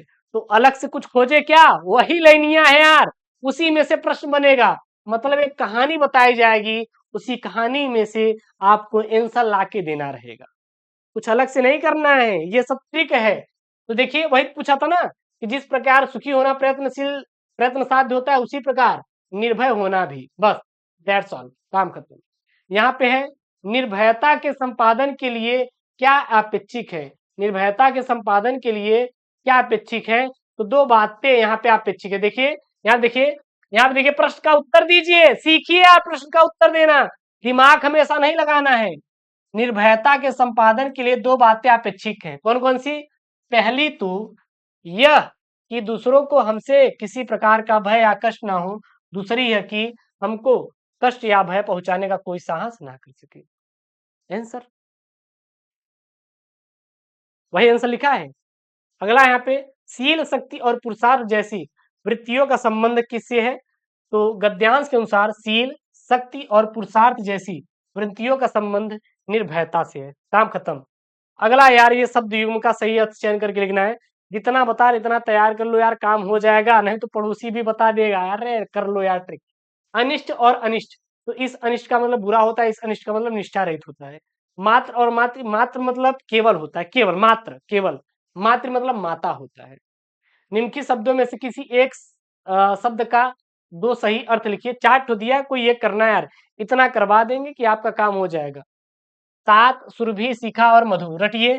तात मतलब पिता और तात्कालीन होता है, या तात्कालिक भी होता है। पिता तात्कालिक और तात्कालीन होता है। सुरभि का सुगंध या जो महकता हो। देवी लक्ष्मी भी होती है, सुख भी होता है, और समृद्धि का क्या होता है, प्रतीक भी होता है। सीखा मतलब क्या होता है, सिर के ऊपर बालों का जो गिच्छा होता है उसको सीखा कहते हैं। अरे चोटी यार, जो रखे रहते हैं पंडित लोग। ऊंचाई और क्या होता है, शिखर होता है। मधु मतलब शहद, और क्या होता है सर, मीठा होता है। ठीक। अगला यहाँ पे निम्नलिखित वाक्यांशों के लिए एक सही शब्द का चयन करके लिखिए। जो कम बोलने वाला होता है उसे मितभाषी बोलते हैं, जो बूढ़ा ना हो उसे हम लोग अजर बोलते हैं। तो ये 10 से 12 पे कवर हो जाएगा, अलग से मत पढ़िएगा, ये सब हो जाता है। इसके लिए बहुत फर्जी मेहनत मत करिएगा, ठीक है ना। दो वाक्यों को शुद्ध करके लिखिए। सर यही तो सर है हमारे अंदर, यही तो महाभारत बैच में मिलेगा। सिखाऊंगा, सिखाऊंगा, सीधा आंसर नहीं करना सर, हमें सीखना है। देखिएगा कैसे। पहला है, दो वाक्यों को शुद्ध करके लिखिए। चार ठो दिया रहेगा, दो करेंगे 2 नंबर मिलेगा। मैं अनेकों बार दिल्ली जा चुका हूँ। सीता ने पुस्तक लिखा। गमला मेज पर रखा है। मैं महेश को पढ़ाया हूँ। अब सर कैसे जानेंगे कि क्या गलत है, देखना। सबसे पहले,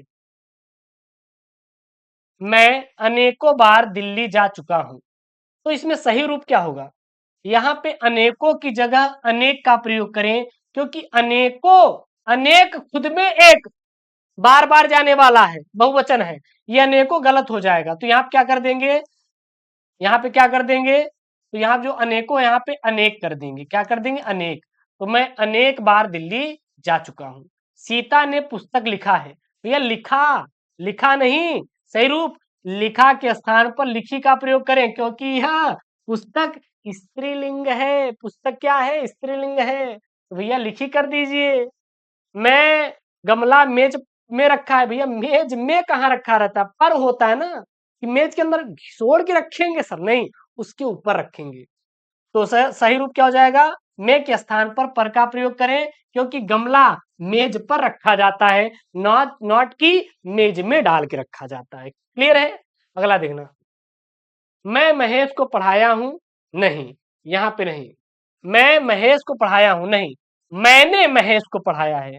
मैं के बाद ने का प्रयोग करें, क्योंकि यह क्रिया का संज्ञा पर आधारित है। क्रिया की संज्ञा मतलब कोई कार्य कर रहा है, तो मैंने महेश को पढ़ाया है।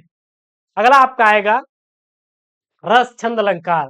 रस छंद अलंकार, अब रस छंद अलंकार में टेंशन ना लो, धीरे धीरे आपका टेंशन खत्म हो जाएगा। अगले पेपर के बाद 1-2 पेपर में ज्यादा मेहनत करना पड़ेगा, उसके बाद खत्म। जितना आएगा पेपर उतना ही पढ़ना है, रस ज्यादा नहीं पढ़ना है, उसके बाद छोटा होता चला जाएगा चीजें, ठीक ना। अगला यहाँ पे आपका प्रश्न नंबर 12 का, करुण रस अथवा शांत रस का स्थायी भाव के साथ उदाहरण अथवा परिभाषा लिखिए। क्या यहाँ पे सर, करुण रस, क्या यहाँ पे करुण रस, ठीक ना।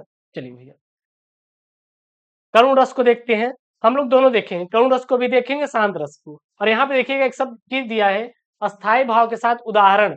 उदाहरण नहीं लिख पा रहे हैं तो उसका क्या लिखिए भैया, परिभाषा लिखिए। बट हम तीनों को लिखेंगे, तीनों को लिखेंगे। सबसे पहले करुण रस, करुण रस को क्या लिखे भैया, करुण रस शोक के भाव को दर्शाता है, जब किसी व्यक्ति को किसी प्रियजन का वियोग हानि या किसी दुखद घटना का सामना करना पड़ता है तो उसके मन में जो वेदना उत्पन्न होती है वह करुण रस है। इसका स्थायी भाव क्या होता है? शोक होता है। क्या होता है? शोक होता है। उदाहरण के लिए क्या होता है सर जी? उदाहरण के लिए रही खरकती हाय असूलसी पीड़ा उर्मे दशरथ के गाचन पास वेदना क्यों चव मबड़त सांप कथा वे कह न सके। तो ये भैया आपका क्या है? करुण रस है। बाकी इससे सिंपल अगर उदाहरण मिले तो याद कर लेना, बट ये उदाहरण भैया सही है, काम का है। अगला है यहाँ पे आपका शांत रस। शांत रस का परिभाषा क्या हो जाएगा? शांत रस निर्वेद या वैराग के भाव को दर्शाता है। जब कोई व्यक्ति संसार के मोह माया से ऊपर उठकर परमात्मा के प्रति आकर्षित होता है या जीवन के दुखों से निराश होकर शांति की खोज करता है तो उसमें शांत रस उत्पन्न होता है। इसका स्थायी भाव क्या होता है सर? निर्वेद होता है। उदाहरण के लिए मन रेतन कागद का पुतला लागे बूंद बिनसी जाए छिन में गर्भ करे क्या इतना। बस। उसके बाद है यहाँ पे अनुप्रास अलंकार अथवा उत्प्रेक्षा अलंकार का लक्षण सहित उदाहरण दीजिए। चलिए हम दोनों देखेंगे। अनुप्रास अलंकार क्या होता है? अनुप्रास अलंकार वह अलंकार है जिसमें किसी कविता या काव्य रचनाओं में एक जैसे ध्वनि के या समान वर्णों की पुनरावृत्ति बार बार होती है, उसे हम लोग अनुप्रास अलंकार कहते हैं। उदाहरण के लिए जैसे आप देखिए, चम चम चमकते चांद चढ़े चुपके चुपके चांदनी छाई। तो यहाँ पे देखिए च क्या आ रहा है? बार बार रिपीट हो रहा है, अनुप्रास अलंकार। उत्प्रेक्षा अलंकार क्या होता है? ध्यान देना यहाँ पे। उत्प्रेक्षा अलंकार क्या भैया? उत्प्रेक्षा अलंकार वह अलंकार है जिसमें किसी वस्तु व्यक्ति या घटना का तुलना किसी दूसरी व्यक्ति या घटना से की जाती है जिससे वह अधिक प्रभावपूर्ण और गहरी भावनाओं से जुड़ी प्रतीत होती है। मतलब एक वस्तु की तुलना किसी दूसरे वस्तु से की जाए ताकि हम देख पाए कि सबसे अच्छा कौन सा है। जब आप कपड़े लेने जाते हैं तो दो कंपेरिजन करते हैं ना, ये वाला बढ़िया है, ये वाला खराब है, ये वाला अच्छा है, ये वाला अच्छा है। कॉलेज में जाते हैं, देखते हैं कौन सा अच्छा है या नहीं, आगे नहीं बोलेंगे बवाल हो जाएगा। इसमें किसी वस्तु की विशेषता को किसी अन्य वस्तु या घटना से जोड़कर व्यक्त किया जाता है। तो भैया मतलब कॉलेज में जाते हैं तो देखते हैं कौन सी सीट सबसे अच्छी है, सर उसी पे बैठेंगे, बढ़िया हम पढ़ सके पीछे, या फिर हम सर ये पबजी खेल सके। उदाहरण नोट कर लो भैया, उदाहरण नोट कर लो। वह लड़का वह लड़का फूल की तरह महकता है, वह लड़का फूल की तरह महकता है, उदाहरण है। यहाँ लड़के की सुंदरता या प्यारी गंध को, भाई मतलब लड़के के लिए कितना बवाल शब्द इन्होंने यूज किया है, गंध को फूल से जोड़ा गया है जिससे उसकी विशेषता और अधिक प्रभावशाली बन जाती है। ठीक। अगला है चौपाई अथवा दोहा छंद का लक्षण और उदाहरण दीजिए। आप लोग वो लघु और गुरु वाला लिखो या ना लिखो, टेंशन मत लेना, नंबर नहीं कटेगा। आप लोग बेफालतू परेशान होते, नंबर कट जाएगा। चौपाई छंद क्या है सर जी? चौपाई छंद 4 चरणों का एक छंद है। इसके प्रत्येक चरण में 16 मात्राएं होती है। उदाहरण के लिए राम काज कीन्हे बिनु मोहि कहाँ विश्राम, धन्य भाग्य जानी मन माहि बसी राम। बस ये क्या हो गया सर? चौपाई हो गया। अच्छा दोहा क्या होता है देख लीजिए सर, दोहा भी यहाँ पे। तो दोहा छंद 4 चरणों का छंद है। इसके पहले और तीसरे चरण में 13-13 मात्राएं और दूसरे और चौथे चरण में 11-11 मात्राएं होती हैं। उदाहरण के लिए मन का हार जीते जाए सब प्रकार तन का हार, और जो मन का जीत न सका सो हार गया संसार। तो ये क्या हो गया? आपका दोहा हो गया।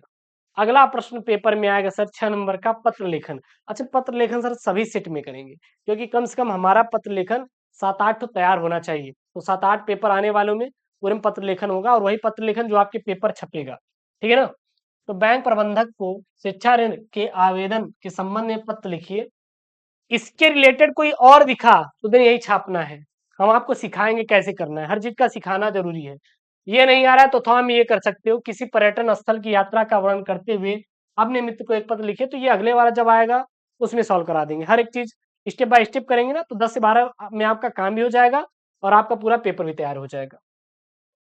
सबसे पहले ऊपर लिखेंगे प्रश्नोत्तर संख्या डालिएगा बढ़िया, बैंक प्रबंधक को शिक्षा ऋण के लिए आवेदन पत्र, उसके बाद लिखेंगे श्रीमान श्रीमती। अब देखिएगा अगर मान लीजिए कोई पुरुष है बैंक प्रबंधक, मतलब समझ आ रहा, पुरुष और एक महिला, तो श्रीमान, महिला है तो श्रीमती। एसबीआई बैंक प्रबंधक रामपुर प्रयागराज उत्तर प्रदेश।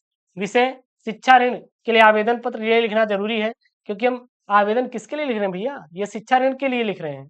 उसके बाद माननीय महोदय या महोदया, माननीय महोदय या महोदया।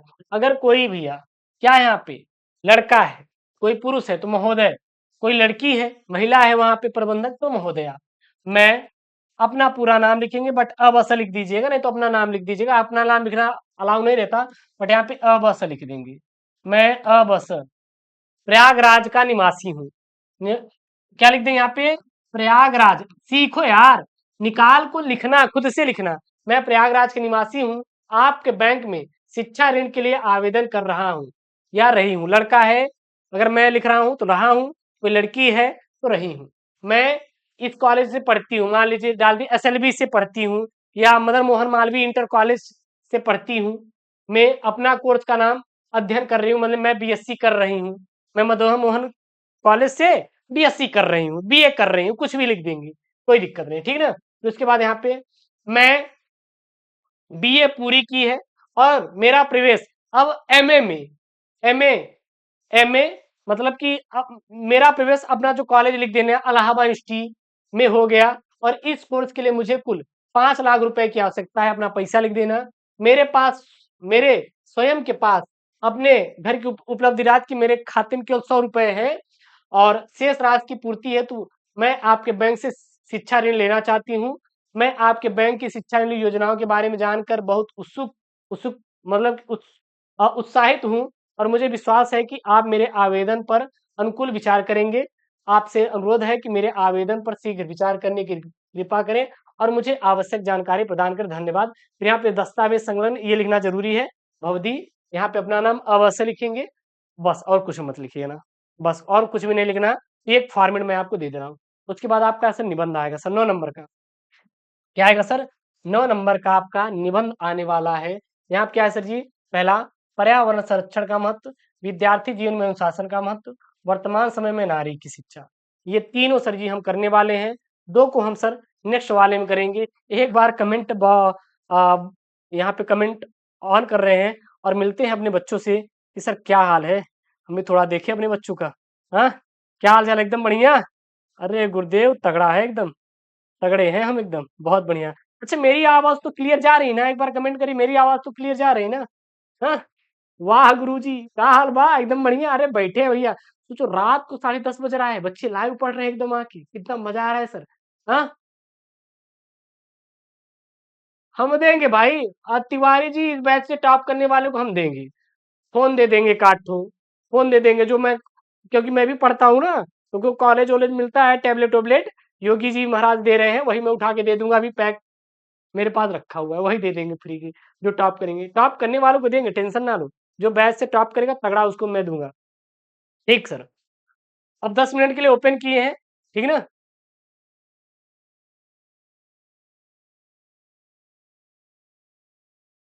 चलिए, हम्म, कर लो, आज आपस में बात कर लो, कल केवल हम ही रहेंगे। सर नींद आ रहा है, बस 10 मिनट का और वक्त तो नींद नहीं आएगा, थोड़ा और रोक के देखो, पढ़ लो, उसके बाद सो जाना, ठीक ना। चलिए, सबसे पहले पर्यावरण संरक्षण का मत भैया अपने अनुसार लिखना है, अपने दिमाग को सोच के लिखना है। सबसे बढ़िया पहले डालिएगा आप लोग प्रस्तावना।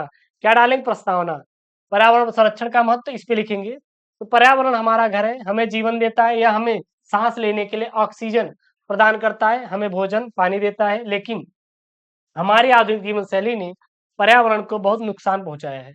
प्रदूषण, जलवायु परिवर्तन, वनों की कटाई जैसी समस्याएं बढ़ती जा रही हैं, और इन समस्याओं का सामना करने के लिए हमें पर्यावरण संरक्षण के प्रति जागरूक होना क्या है, आवश्यक है। उसके बाद पर्यावरण संरक्षण के का महत्वपूर्ण योगदान क्यों क्या क्या है। सबसे पहले स्वस्थ जीवन शैली। देखिएगा हम इसको भैया आप रिकैप करेंगे, क्योंकि इसको मैं दे दूंगा तो पढ़ भी लीजिएगा, ठीक है ना। पढ़ के अपने से लिखिएगा, प्रैक्टिस करिएगा, कोई दिक्कत तो नहीं ना, एक बार बता दीजिए आप लोग जितने बच्चे हैं, कोई दिक्कत तो नहीं ना, क्योंकि इसमें कोई दिक्कत नहीं होनी चाहिए सर। निबंध तो अपने से लिखना है, मैं मेन मेन हेडिंग यहाँ पे कैलकुलेट करूंगा।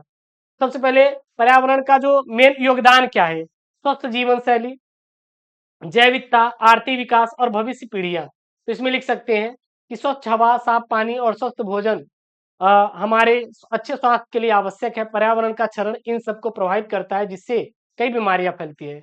जैविकता, अगर मान लीजिए पर्यावरण बर्बाद होता है तो जितने भी पशु पक्षी हैं वो मर जाएंगे, क्योंकि कई सारे पक्षियां जो हैं वो पेड़ पर निवास करती हैं।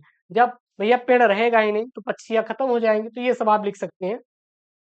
पर्यावरण संरक्षण के उपाय क्या क्या, पेड़ लगाना चाहिए, ऊर्जा का बचाव करना चाहिए, कचरे का पुनर्चक्रण करना चाहिए, फिर सार्वजनिक परिवहन का उपयोग करें, फिर जल संरक्षण, फिर लास्ट में निष्कर्ष, बस काम खत्म और आपको कुछ भी नहीं करना है। ठीक है ना? कोई दिक्कत नहीं, इसको खुद से प्रैक्टिस करिएगा। निबंध लेखन हालाँकि हम आपको दे देंगे। इसका फिर यहाँ पे वर्तमान समाज में नारी शिक्षा, प्रस्तावना लिखना, फिर नारी शिक्षा का महत्व क्या-क्या है, सशक्तिकरण, सामाजिक विकास, आर्थिक विकास, बच्चों का विकास और लैंगिक समानता। तो ये हेडिंग बना के खुद से करना है, इसका पीडीएफ हम बैच में सबमिट कर देंगे, तो वहाँ से पढ़ लेना। जो खुद से आपको पढ़ना है, वो आपको पढ़ लेना निकाल के, कोई दिक्कत नहीं। इससे बाहर नहीं आएगा, मैं कह रहा हूँ ना, आप लोग तैयार कर लेना, ठीक है ना? वर्तमान स्थिति क्या है? चुनौती और समाधान सर कैसे किया जाएगा? जैसे कि लड़कियों को स्कूल भेजना, शिक्षा की गुणवत्ता को बढ़ाना ताकि लड़कियों को अच्छा गुणवत्ता मिल पाए, सुरक्षित वातावरण, आर्थिक सहायता और लास्ट में निष्कर्ष। ये निष्कर्ष लिखना ज़रूरी है। तो उसके बाद तीसरा है आपका विद्यार्थी जीवन में अनुशासन का महत्व। देखिए जैसे बहुत सारे बच्चे हैं, अनुशासन रहित होते हैं, पढ़ते नहीं सर, वो आराम से सोते हैं, खेलते हैं, कूदते हैं, ठीक है ना? तो आप लोग अनुशासन में रहें। जैसे यहाँ पे लिखेंगे कि अनुशासन जीवन का एक महत्वपूर्ण आधार है। यह हमें अपने लक्ष्यों को प्राप्त करने के लिए समय का सदुपयोग करने और सफल जीवन जीने में मदद करता है। विद्यार्थी जीवन में अनुशासन का महत्व और भी अधिक बढ़ जाता है। तो फिर यहाँ पे हेडिंग हेडिंग बना के लिख सकते हैं कि क्यों महत्व है। सब अध्ययन में सफलता के लिए, समय का सदुपयोग, व्यक्तित्व विकास करने के लिए, समाज में योगदान, आत्म आत्मविश्वास में वृद्धि।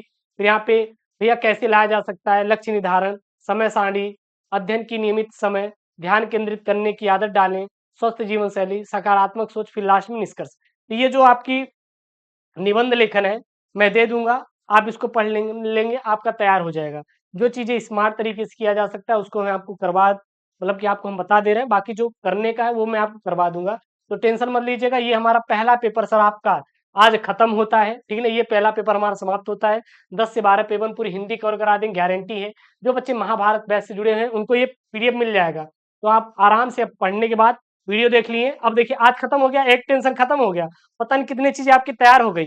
अब इसको रट लीजिएगा सुबह उठ के, खत्म यार। हिंदी का पहला सेट हमारा क्या हो जाएगा सर, खत्म हो जाएगा। एक बार सभी कमेंट करें कि कैसा लगा हमारी क्लास और कल रात 9 बजे ज़रूर जॉइन करिएगा। अपने दोस्त को भी बताइएगा, सर महाभारत से वो ज़रूर जुड़े बैच से और ये ₹101 में है। जो बच्चे यूट्यूब पर देख रहे हैं क्योंकि ये पहली क्लास डेमो के रूप में फ्री में दिया जा रहा है, तो वो बच्चे जुड़े महाभारत बैच से। Link in the description box या टेलीग्राम पर ज़रूर वहाँ पे जॉइन करें, ठीक है ना? महाभारत बैच को जाकर वहाँ से भी आपको पूरी जानकारी मिल जाएगी। पीडीएफ वूडीएफ टेलीग्राम पर ही मिलता है, ठीक है ना? बिल्कुल सर। कैसा लगा सर? बाय-बाय। एवी देव यहाँ पे ऋतिक कैसा लगा सर? बहुत अच्छा, थैंक यू सो मच यार। Thank you so much sir, बहुत अच्छा, बहुत अच्छा। थैंक यू सो मच सत्यम। मज़ा आया कि नहीं? ऐसे सर मज़ा आएगा, ठीक है ना? ठीक है अंसारी भाई, ठीक है अनमोल जी, धन्यवाद भाई, धन्यवाद। ठीक है ना? आप लोगों ने जॉइन किया बहुत अच्छा लगा, ऐसे ही आप पढ़ते रहिए, मेहनत करते रहिए, स्वस्थ रहिए, एकदम एन्जॉय करिए। मैं आपसे प्रॉमिस कर रहा हूँ पूरी तैयारी करवा दूँगा, आप टेंशन मत लीजिएगा। ओके दोस्तों, थैंक यू, जय Hind, take care, bye bye, love you.